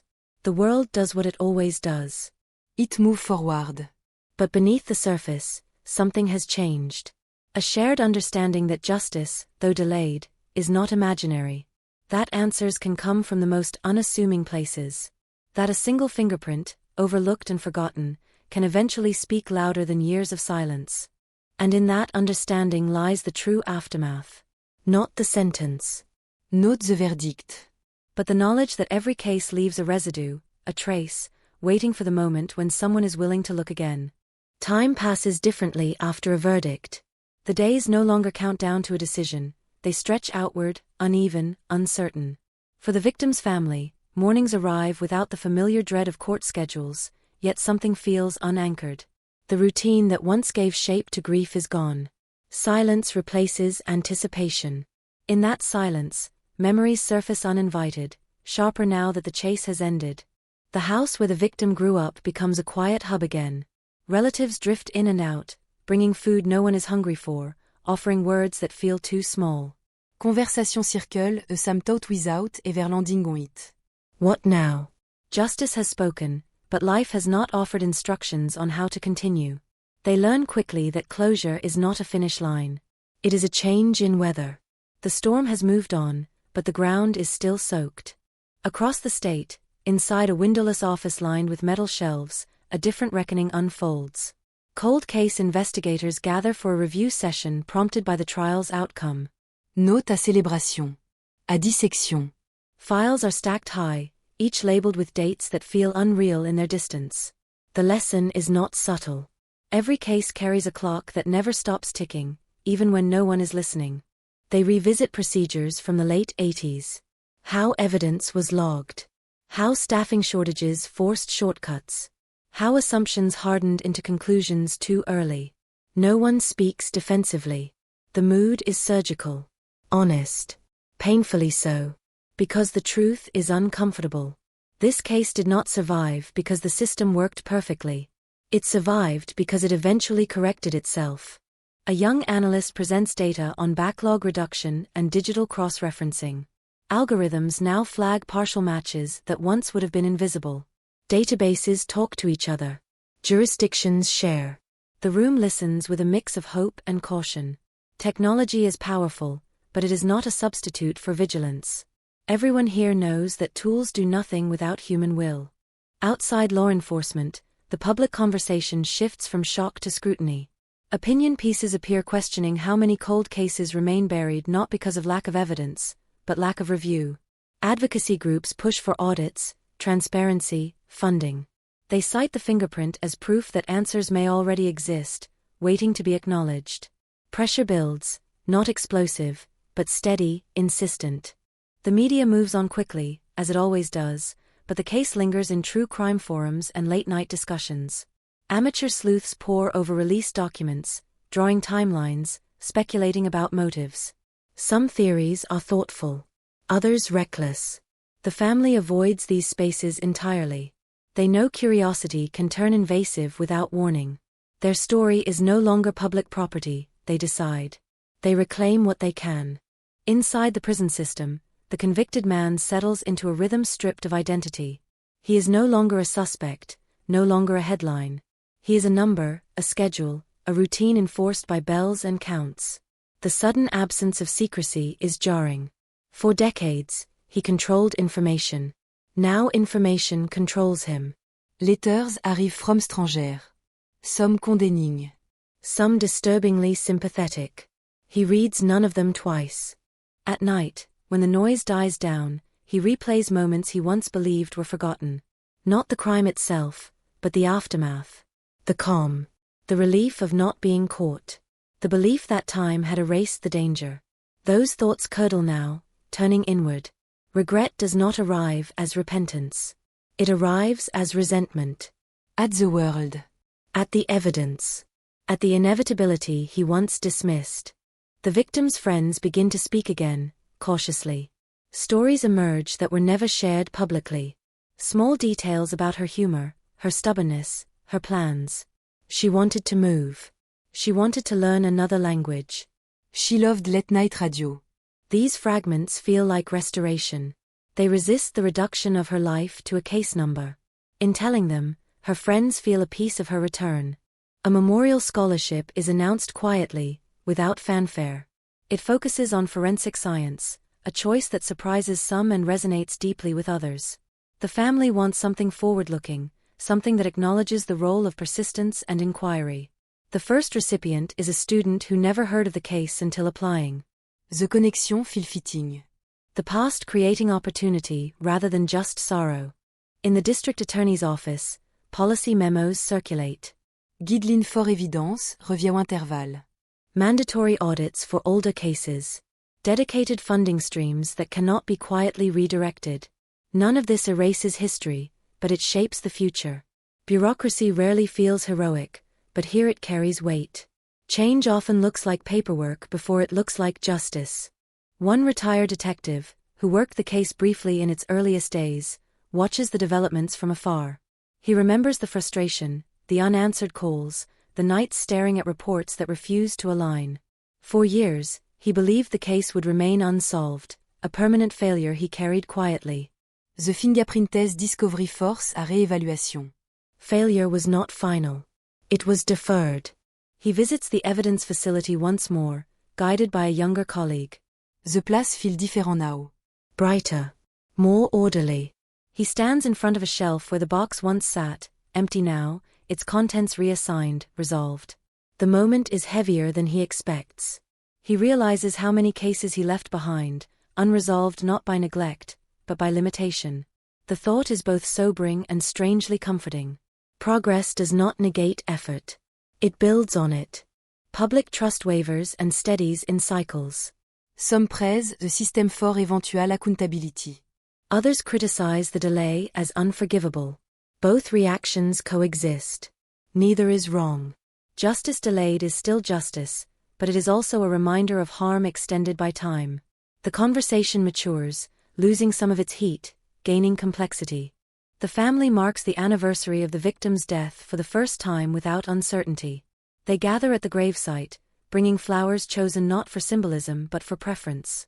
She liked these. The sky is clear, the air cool. They talk openly, laugh unexpectedly. Grief does not vanish, but it loosens its grip. For the first time, the day feels commemorative rather than accusatory. In classrooms and training seminars, the case is presented as a narrative of patience. Instructors emphasize not the drama of the arrest, but the discipline of preservation. The fingerprint becomes a slide on a screen, anonymized, technical, stripped of spectacle. Students take notes, unaware that they are absorbing a story built on loss. That is as it should be. The lesson outlives the headline. Late one night, a janitor sweeps the hallway outside the cold Casuni. The light them softly. Doors are closed.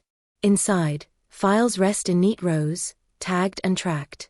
Somewhere among them, another small detail way. Maybe a fiber. Maybe a note. Maybe a print. The janitor does not know this, but the building does. It holds the weight of countless stories paused mid-sentence. The case's echo settles into a broader truth. Answers do not announce themselves. They whisper. They persist. They require someone to listen long after others have stopped. The fingerprint spoke not because it was loud, but because someone finally gave it the chance. As the city moves on, the night feels ordinary again. Streetlight flickéon. Cars pass. Windows glow briefly, then darken. Life resumes its unremarkable pace. Yet beneath that normalcy lies a recalibrated awareness. The understanding that the past is not inert. It is active, patient, waiting for the moment when attention aligns with opportunity. And so the story continues, not as a chase, not as a trial, but as a responsibility. To look again. To question assumptions. To treat every trace as if it matters. Because sometimes, decades later, it does. Night returns to the city without ceremony. The streets look the same as they always have, but the atmosphere feels altered, as if an invisible layer has been peeled back. People glance a little longer at doorways, hesitate before crossing quiet intersections, listen more closely to sounds they once ignored. The case has left a residue, not fear exactly, but awareness. A recognition that normalcy is fragile, that history can breathe beneath it. Inside the police department, the cold case unit works under a new intensity. The solved case has changed the room's temperature. Conversations are sharper. Meetings longer. Files that once gathered dust are now opened with purpose. There is no illusion that every case will end the same way, but hope has recalibrated expectations. Hope is dangerous when it becomes a promise. Here, it is treated as fuel. Detectives speak in shorthand, referencing years instead of names. 86. 91. Toutes entrées. Each number carries a weight that is immediately understood. They move through timelines like surgeons through anatomy, careful not to disturb what remains intact. Every decision is haunted by the knowledge that one overlooked detail once cost decades. The fingerprint case becomes a touchstone, not as a trophy, but as a warning. It reminds them that evidence is not passive. It is only silent when ignored. In training sessions, instructors repeat the same phrase until it loses comfort and gains meaning. Assume nothing is finished. The words echo through fluorescent-lit rooms, settle into notebooks, lodge themselves in habits. Outside the institution, the family continues their quiet reconstruction. They clean out a storage unit that has not been opened since the late 80s. Boxes collapse under the weight of old paper. Clothing folded by hands long gone releases faint, impossible scents. Each item is a choice. Keep. Donate. Let go. Grief becomes logistical, and in that practicality, there is unexpected relief. They find a notebook filled with unfinished lists. Groceries. Phone calls. Ideas scribbled in margins. Nothing monumental. Nothing prophetic. Just proof of a life mid-motion. The family pauses, holding the notebook between them like a fragile artifact. This is what was interrupted, they realize. Not just a heartbeat, but momentum. The community's memory of the case shifts again, this time toward introspection. Town halls are held. Panels assembled. People speak about trust, about the balance between vigilance and paranoia. There are no easy answers, only shared acknowledgement. Safety is not guaranteed by distance in time. It is maintained by attention in the present. In the prison, routine grinds forward with mechanical certainty. The convicted man adapts because adaptation is survival. He learns the rules quickly, keeps his head down, avoids conflict. At night, when lights dim and conversations soften into murmurs, he listens to the building settle. He counts time not in days, but in sounds. Doors. Steps. Silence. He tells himself stories, revised versions of the past where decisions bend differently, where outcomes are less severe. These narratives offer brief comfort, then dissolve. Reality is persistent. The fingerprint is unavoidable. A mark he did not notice, did not consider important, now defines him completely. The smallest oversight became the loudest accusation. Legal appeals continue their slow procession. Filings. Responses. Hearings scheduled months out. The machinery of justice moves deliberately, resistant to urgency. For the family, each notification reopens a channel of anxiety they hoped was closed. They learn to live with conditional peace, aware that finality is a process, not an event. The press revisits the story occasionally, usually when a related development surfaces. Each time, the framing shifts slightly. First shock. Then analysis. Then legacy. The case becomes a reference point, cited alongside others, woven into a broader narrative about forensic evolution and institutional accountability. It is strange to watch something so personal become academic. At a university lab, a professor uses the case to illustrate persistence in forensic science. Students gather around a projected image of a fingerprint, enlarged until ridges resemble landscapes. The professor speaks about degradation, about preservation, about probability. The students listen, curious, engaged. None of them knew the victim. Yet her story shapes their education. The connection feels indirect, but profound. Back at the department, a detective receives a call about an unrelated case. Another old fil. Another partial print. The pattern is familiar now. The detective feels the weight of possibility settle in. He knows better than to expect a miracle, but he also knows better than to dismiss the chance. He schedules a review. The cycle begin again. The solved case changes how people talk about time. Before, years were cited as obstacles. Now they are framed as distance that can be crossed. Not easily. Not always. But sometimes. The language matters. It shifts perception from resignation to responsibility. The family attends a small gathering organized by a local advocacy group. They are not asked to speak, and they appreciate that. L'Estonie Nice 9. Other families share stories that echo theirs in different keys. Missing evidence. Lost leads. Silence. There is solidarity in recognition. Pain becomes communal without becoming diluted. After the event, a woman approaches quietly. She thanks them for enduring, for not giving up. The words land awkwardly.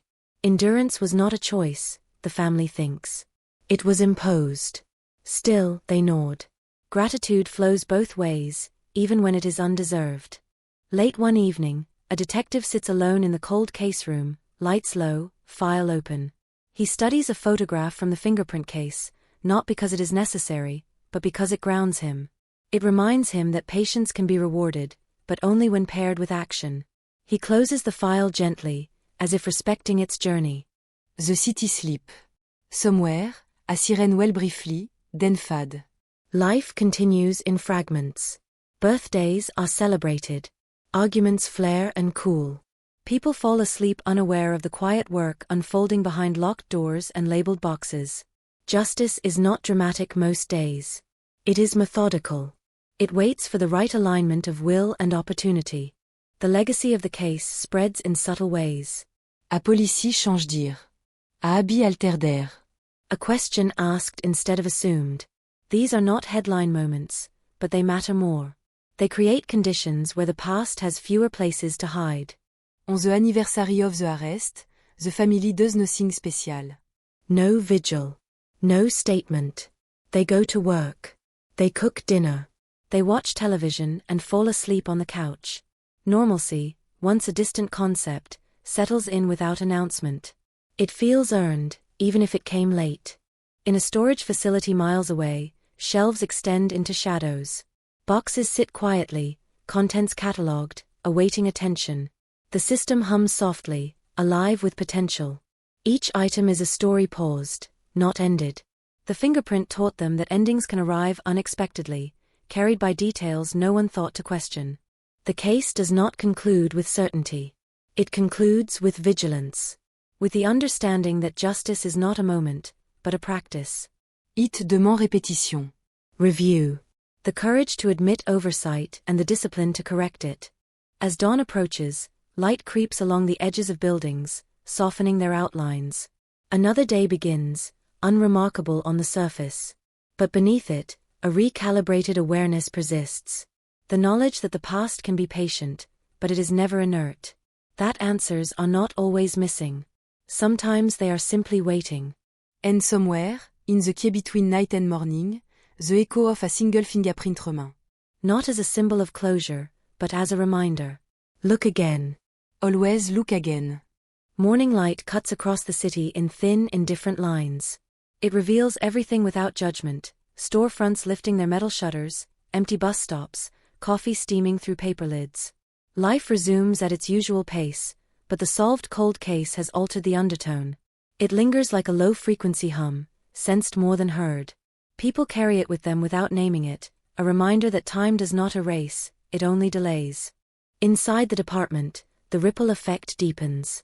Detectives who once specialized strictly in current cases begin volunteering hours to cold files.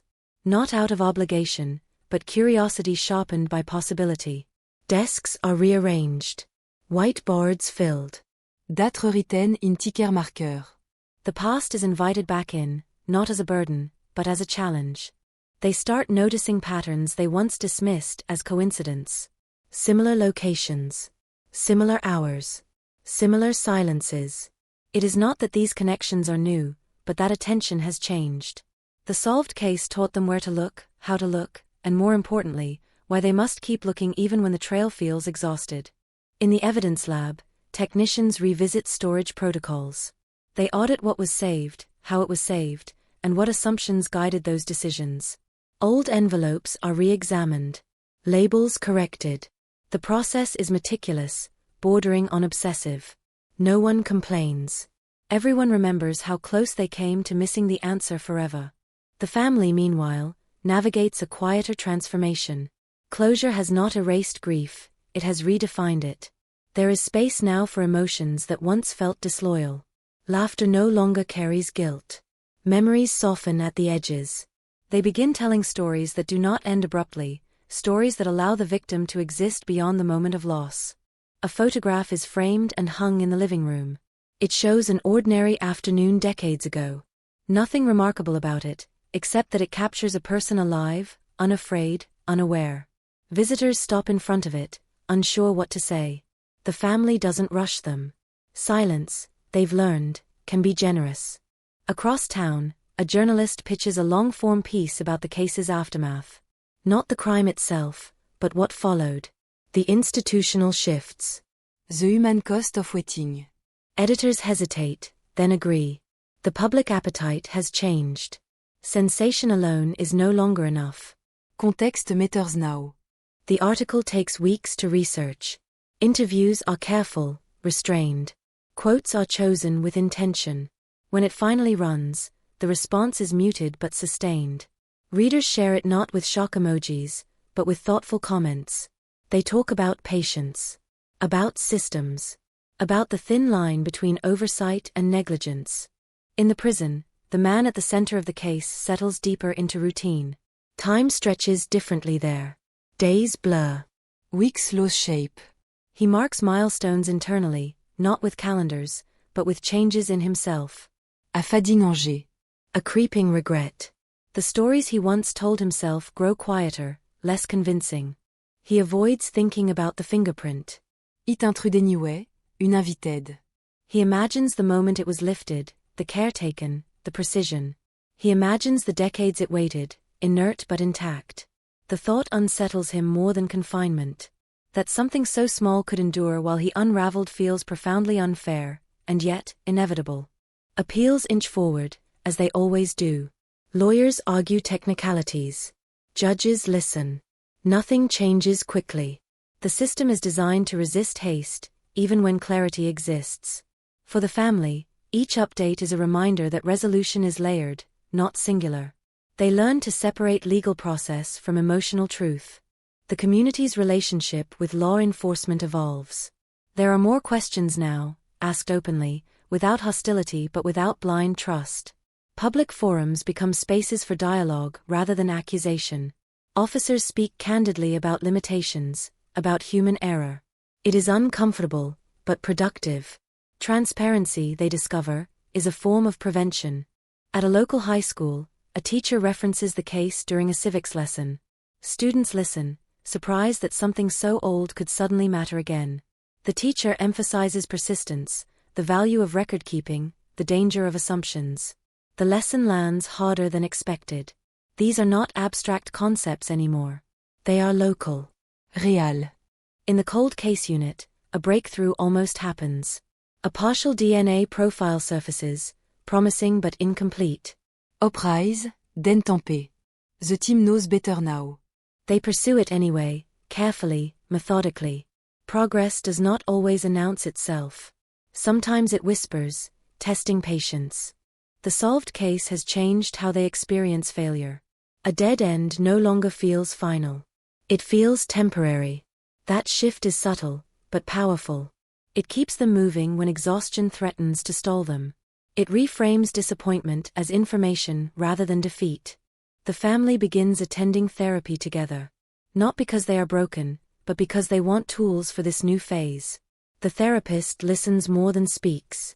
Grief, she reminds them, does not disappear when justice arrives. It changes shape. It asks different questions. The sessions become a place to ask them safely. They talk about the years lost to uncertainty. About birthdays spent waiting for calls that never came. About the anger that once felt like fuel and now feels like weight. Naming these experiences does not diminish them. It organizes them, gives them boundaries. The city continues its rhythms. Construction starts and stops. Businesses open and close. New families move into old houses. They know nothing about what happened there before. The past recedes naturally, as it always does. But not completely. Traces remain, embedded in habits, in stories told sideways. The fingerprint case becomes a reference in training manuals. Not as legend, but as instruction.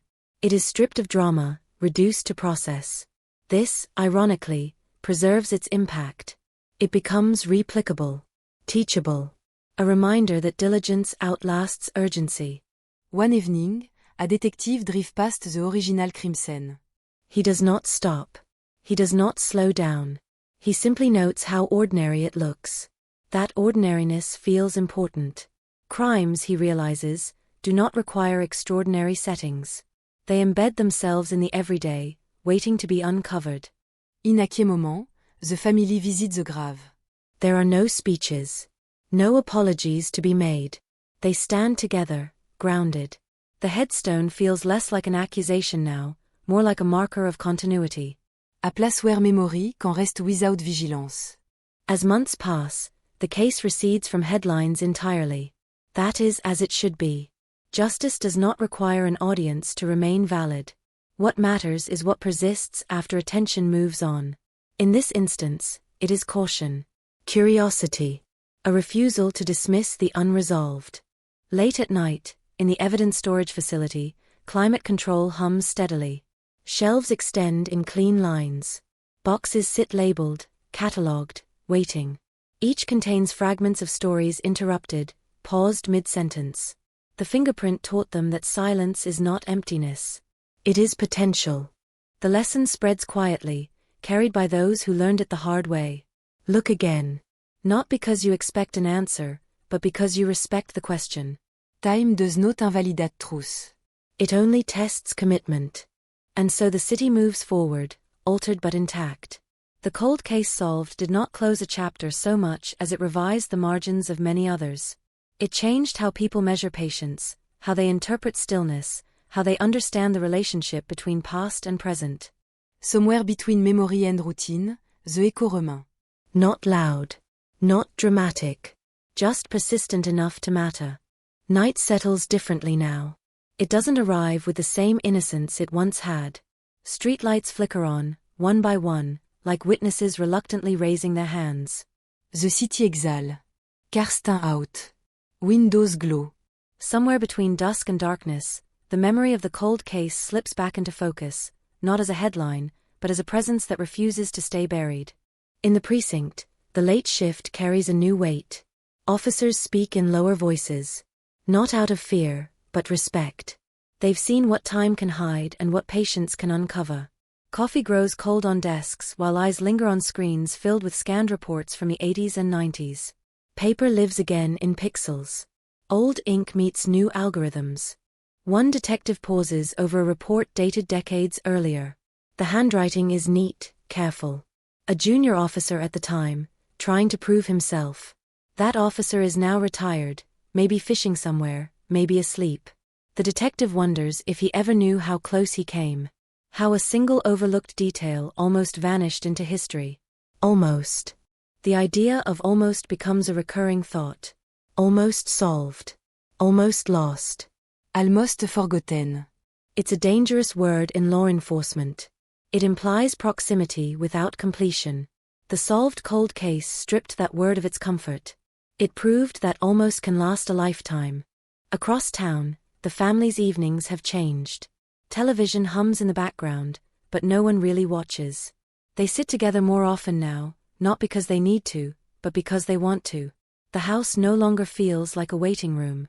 It feels lived in again. They talk about ordinary things. Groceries. Weather. A neighbor's dog that won't stop barking. These conversations are victories. Years ago, every sentence circled back to the case, to theories, to frustration. Now the case is part of the room, not the center of it. Yet some night, when the house is quiet, the past press closer. The mother wakes from sleep, heart racing, convinced she heard a door open. The sensation passes, but it leaves a residue. Trauma does not vanish with answers. It adapts. It way for silence. She walks to the kitchen, pours a glass of water, and stands by the window. The street looks peaceful. Safe. She remembers when that illusion shattered. How safety once felt permanent. How easily it fractured. The solved case didn't restore that innocence, but it gave her something else, context. In a university lab miles away, a graduate student references the case during a presentation on forensic longevity. Samples preserved beyond expectation. Evidence surviving neglect. The professor nods, intrigued. The class listens, half aware they're discussing more than science. This is about time. About what endure when human memory fail. The case has quietly entered curricula. Not sensationalized, but studied. It becomes a data point in larger conversations about justice delayed and justice denied. About how systems age, and how they can be taught to remember. Meanwhile, the defense files another motion. Language is precise, careful, strategic. They argue contamination. Mishandling. The fingerprint's long journey becomes a point of attack. Prosecutors respond with documentation, chain of custody logs stretching back decades. The paperwork is dense, unglamorous, and decisive. Courtrooms are not built for emotion. They are built for procedure. Still, when the fingerprint is mentioned aloud, something shifts. Everyone in the room knows its weight. A room full of people orbiting a single ridge of ink pressed into skin long ago. The man at the center of it all listens impassively. He has learned the value of stillness. Réaction invite scrutiny. Silence is safer. But inside, his thoughts are anything but quiet. He replays moments from the past with cruel clarity. The night. The choices. The certainty he once had that he would never be found. That certainty was his armor. It cracked the moment he heard the words fingerprint match. Not because he didn't understand the science, but because he understood the implication. That time, the thing he trusted most, had betrayed him. He wonders how many other people live under the same illusion. How many crimes lean on the hope that evidence will fade faster than guilt. The thought unsettles him, not out of remorse, but recognition. Back in the precinct, a cold case meeting runs long into the night. Names are read aloud. Faces projected onto a wall. Each one frozen at a moment before everything changed. Detectives listen as if the dead might hear them. As if attention alone could summon truth. One case draw particular interest. Similar era. Similar neighborhood. A witness statement dismissed years ago as unreliable. The solved case has changed how they read it now. They circle phrases. Note timing. The word feel less random. More intentional. They don't announce a breakthrough. They don't celebrate. They simply continue. That restraint is learned behavior. Optimism is tempered now, shaped by experience. They know that progress can dissolve if handled too loudly. Outside, rain begins to fall. It taps against windows and asphalt, steady and unremarkable. The city absorbs it without comment. Water washes over sidewalks that once held secrets, gutters that carried away traces long gone. Nature, unlike evidence, rarely keeps records. In the family home, the rain bring memory. The night it happened was wet, too. The sound used to trigger panic. Tonight, it only brings melancholy. That shift feels significant. Healing, they've learned, is often quiet. They pull out a box of old photographs. Not case files. Personal memory. Holidays. Smiles. The victim appears in many of them, alive in ways that were overshadowed for years by how they died. They pass the photos around, lingering on small details. A look cooked mid-frame. A hand raised in greeting. These images feel reclaimed. No longer exhibits. No longer reminders of loss alone. They are proof of existence, full and unbroken. Across the city, the journalist receives an email from a reader. It's brief. Just a thank you. The reader writes about a brother who vanished years ago. About how the article made them believe again, just a little. The journalist stares at the screen, unsure how to respond. Word feel insuffici. This is the unseen impact of cold cases solved. They ripple outward, touching lives that will never make the news. They alter private narratives. They reopen doors long sealed. In a storage room beneath the courthouse, evidence from closed cases is reorganized. Boxes shift. New labels are printed. Old assumptions are quietly retired. The fingerprint success has prompted a review. What else might be waiting? The work is slow, tedious, necessary. No one expects miracles. They expect possibility. And that, after decades of stagnation, feels radical. The solved case begins to age. Weeks pass without mention. Then months. This is the natural order. Justice doesn't need constant validation. It simply needs to hold. But beneath the surface, something has changed permanently. A collective awareness. A shared understanding that time is not an alibi. That the past can reach forward, patient and exact. Late one night, a young officer walks through the procès alone. Lights dimmed. Hallway empty. He stops in front of a framed article about the cold case, mounted quietly near the evidence wing. He reads it again, slower this time. He thinks about his own career, just beginning. About cases he will inherit, maybe never solve. The article doesn't promise answers. It promises effort. It suggests that persistence, even when unrewarded, matters. Et turn off the light and step outside. The rain has stopped. The air smell clean, washed. Somewhere, a siren well, distant and brief. The city continues, as it always does. But now, beneath its routines, there is a subtle vigilance. A knowledge carried forward by those who learned the hard way. That nothing truly disappears. That silence is not surrender. That even the faintest trace, if preserved, can one day speak. And in that understanding, the cold case lives on, not as a relic, but as a warning. End à promise. Morning doesn't announce itself with drama. It arrives quietly, sliding between buildings, catching on glass and concrete, illuminating details most people never stop to see. For a city that lived for decades under the shadow of a cold case, this ordinary sunrise feels earned, though no one would say it out loud. Justice, when it finally comes, doesn't shout. It settles. In the courthouse, the air is sterile and cool, carrying the faint smell of paper and disinfectant. The hallway outside the courtroom fills slowly. Shoes scuff against polished floors.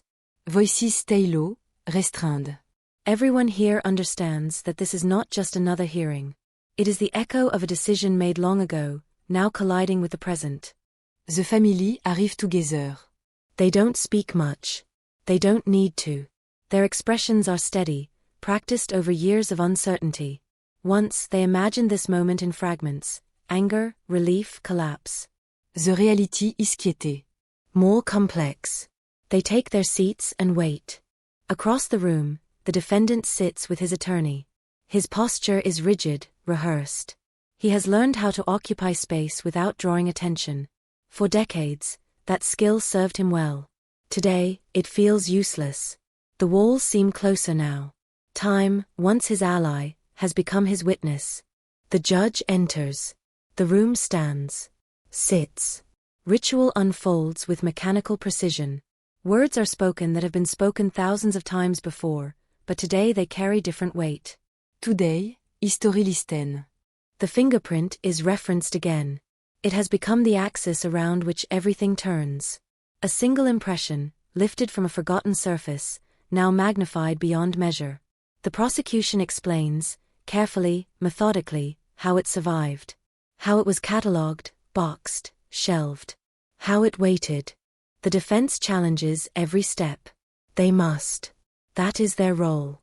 They question preservation methods from the 1980s. They highlight gaps in documentation. They suggest alternate explanations. Their arguments are sharp, polished, professional. But they orbit a central truth they cannot erase. The expert witness takes the stand. Calm. Précise. Voice steady. He explains ridge patterns, points of comparison, probabilities so small they border on impossible. He does not dramatize. He doesn't need to. The science speaks for itself. In the gallery, the family listen. Some of this is familiar now. They've heard it in private briefings, in late-night phone calls. But hearing it spoken publicly, under oath, transforms it. This is no longer theory. This is record. The defendant avoids their gaze. He stares ahead, jaw tight. For the first time, the room notices how old he looks. Time has left its mark, just as surely as the fingerprint did. The irony is sharp, almost cruel. A recess is called. People stand, stretch, whisper. The family step into the hallway. A reporter approaches, microphone ready, questions queued. They shake their heads. Not now. Maybe never. Some stories don't belong to the public, even if the case does. Back inside, proceedings resume. The judge listens intently. Notes are taken. Clarifications requested. The process is deliberate, almost slow, but no one complains. This is what patience looks like when it finally pays off.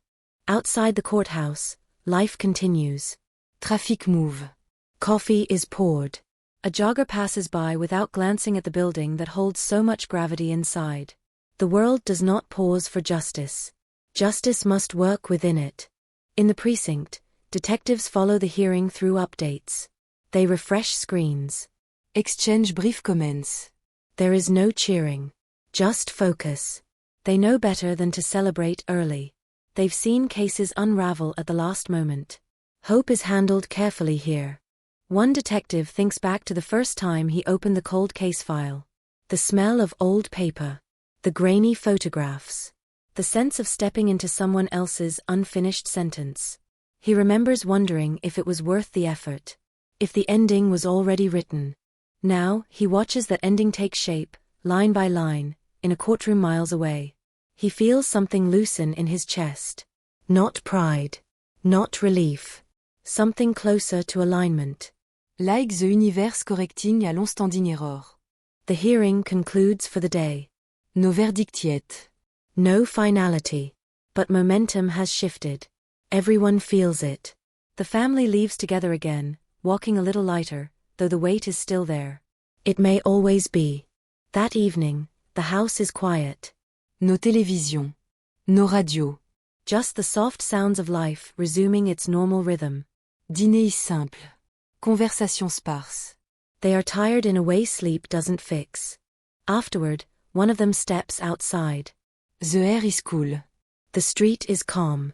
Porch lights glow like small encore in the dark. He thinks about the years that passed without answers. The birthdays marked by absence.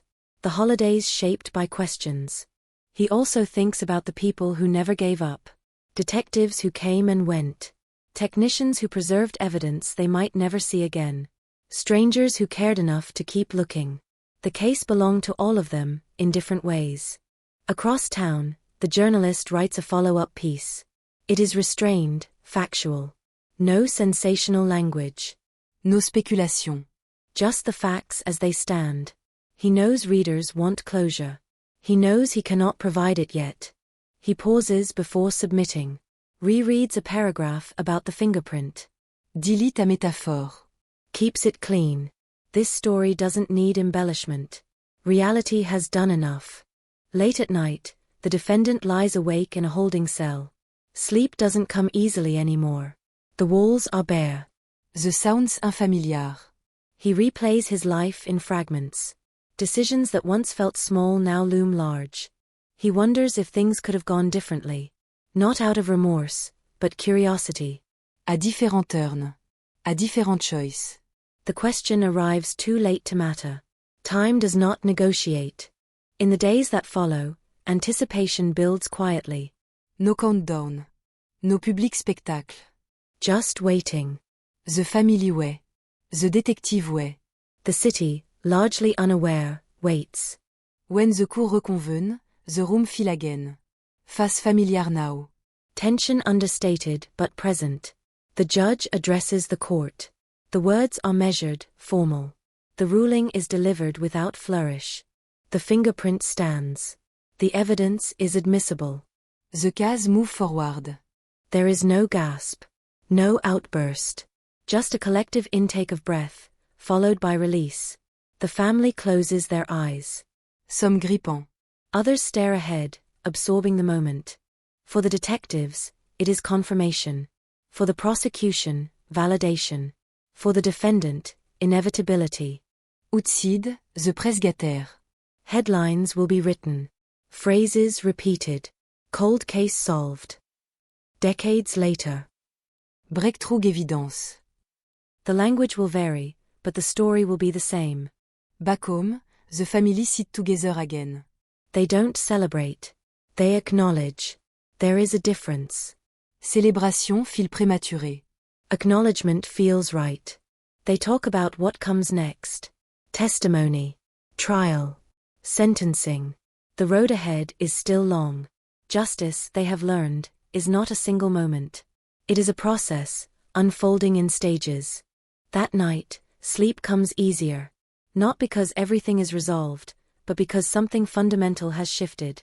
The question that haunted them for years has an answer now. Not all answers heal, but they anchor.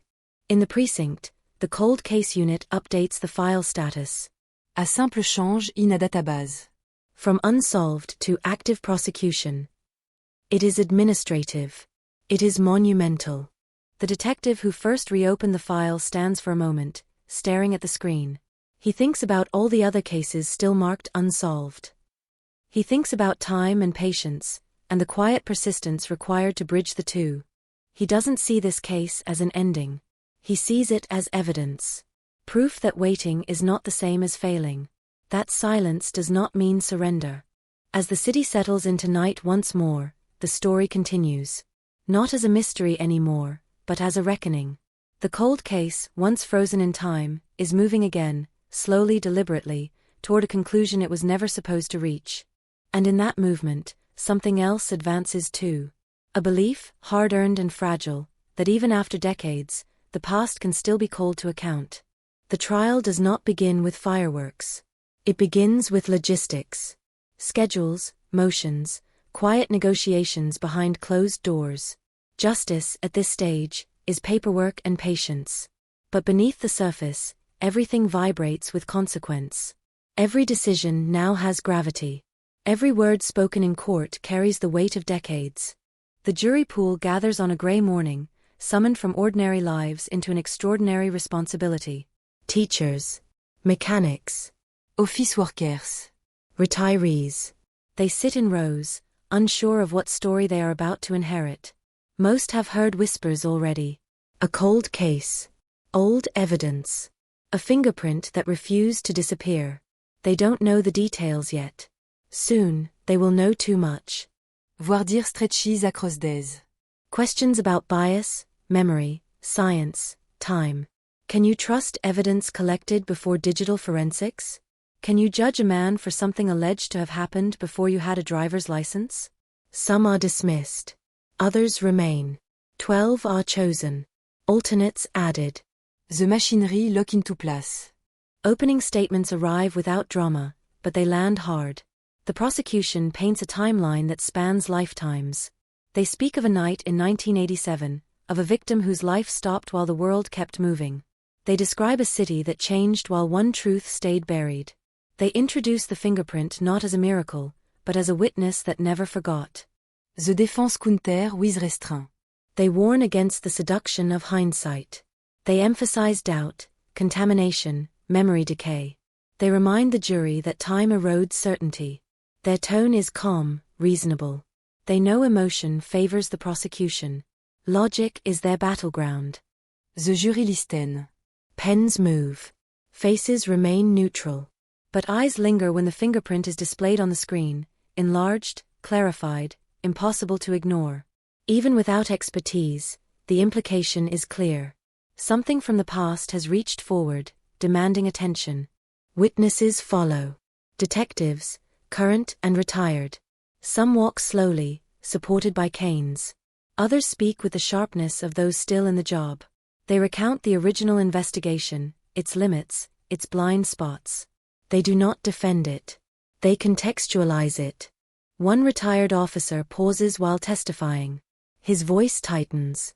He speaks of the frustration of the early years, the sense of unfinished business that followed him into retirement. He admits he never thought he would see this day. The courtroom is silent. Not out of sympathy. Out of recognition. The forensic expert returns to the stand. Again. This time for the jury. He explains the science patiently, methodically, stripping away mystique. Fingerprints are not magic, he says. They are patterns. Patterns that either align or they don't. In this case, they do. The defense cross-examines aggressively. They probe storage conditions. Chain of custody. Human error. The expert answers without defensiveness. He acknowledges limitations. Then he circles back to certainty. Not absolute. Scientific. Enough. The victim's family testifies. Not about evidence. About absence. About the empty chair at holidays. About years spent watching others move on while they remained tethered to a moment they couldn't escape. Their words are controlled. They have learned control. Emotion is present, but disciplined. That makes it harder to dismiss. The defendant watches. Sometimes. Other times, he stares at the table. His expression is unreadable. The jury notices. They are instructed not to interpret demeanor. They try. They are human. The prosecution introduces physical exhibits. Photographs. Reports. Items pulled from evidence lockers that smell faintly of dust and time. Each piece is a fragment, but together they form a mosaic that is difficult to ignore. The defense introduces doubt where it can. Alternate suspect. Incomplete leads. The possibility of coincidence. They remind the jury that a cold case solved is still a case that was once unsolved. They ask whether certainty arrived because of truth, or because of pressure to find it. Outside the courtouse, the story grows. News van line the street. Analysts speculate. Social media dissect every update. The case becomes content, commentary, argument. Inside, the jury is insulated. Phones surrendered. Access restricted. They live in a narrowed world now. Days blur together. Testimony accumulates. The judge maintains order. Objection rise and fall. Sustained. Overruled. The rhythm becomes familiar, almost hypnotic. But the stakes never diminish. Closing arguments arrive like a held breath finally released. The prosecution speaks of responsibility across time. They frame the fingerprint as a promise kept. Not by technology alone, but by people who refuse to discard what mattered. They remind the jury that justice delayed is not justice denied, unless it is ignored. They ask for accountability. Not revenge. Not symbolism. Accountability. The defense closes with caution. They warn against certainty born of narrative. They emphasize reasonable doubt. They argue that time does not improve evidence, it complicates it. They ask the jury to consider whether the case proves guilt, or simply satisfies a desire for resolution. The judge instructs the jury. Carefully. Thoroughly. Burden of proof. Presumption of innocence. The law, laid out plainly, without emotion. The jury rises and files out. Délibération Begin. Waiting returns. The family way. The defendant waits. The city waits, though most don't realize it. Hours pass. Then more. Inside the jury room, the air is tense but respectful. They review evidence. Rewatch testimony. Debate details. Some are convinced. Other hésitant. No one is flippant. This is not entertainment here. This is weight. The fingerprint dominate discussion. It's clarity. It's improbability. But so does time. Memory fade. Records age. They argue. They listen. They argue again. A juror who was initially skeptical begins to shift. Not because of pressure, but accumulation. Piece after piece aligning. Doubt shrinking, not disappearing, but receding enough to allow belief. Night falls. Délibération continue. Coffee is poured. Voices lower. The decision inches closer, not as a leap, but as a convergence. Finally, consensus. Not unanimous joy. Unanimous acceptance. They notify the court. The courtroom file again. Fasté this time. Anticipation sharp. The family sit together. Enclasped. The defendant stands as instructed. The jury enters. The verdict is read. The words are formal. Controlled. But their impact is seismic. Guilty. There is no eruption. No shouting. The family exhale. Some cry silently. Others remain still, stunned by the finality of a word they waited decades to hear. The defendant absorbs the verdict with minimal reaction. His shoulders sag slightly. The performance of neutrality cracks for just a moment. Then it's gone. Sentencing is scheduled. More waiting. But the central question has been answered. The cold case is no longer cold. It is concluded, at least in law. Outside, cameras flash. Headline update. Decades-old cold case ends in conviction. The language is definitive now. The story feels complete to those reading it. For the family, completion is more complicated. There is relief. There is grief renewed. There is anger that resurfaces now that it has somewhere to land. Justice does not erase loss. It reframes it. In the days after the verdict, life resumes cautiously. The family returns to routines altered but intact. Detective close file. Evidence is reboxed, labeled final. One detective visits the evidence room one last time. He stands before the shelf where the fingerprint lived for years. He runs a hand along the metal rack. Says nothing. Leaves. The defendant is transferred. Processed. The system continues, indifferent and efficient. Another inmate number. Another case archived. Sentencing day arrives quietly. The judge speaks of responsibility, of harm, of time. The sentence reflects severity, age, circumstance. It is not theatrical. It is final. As the gavel falls, something shifts in the room. Not triumph. Not closure. Something like release. Outside, the sky is clear. Ordinary. The city breathes. Traffic hums. People move on. But beneath that normalcy, a fault line has closed. A story that once had no ending now does. The cold case that haunted a city has found its voice, spoken through evidence that refused to be forgotten. And yet, the echo remains. Because every solved cold case illuminates all the others still waiting. Every conclusion is a reminder of unfinished sentences elsewhere. For those who lived inside this story, the past will never fully loosen its grip. But it no longer owns the present. Justice came late. But it came.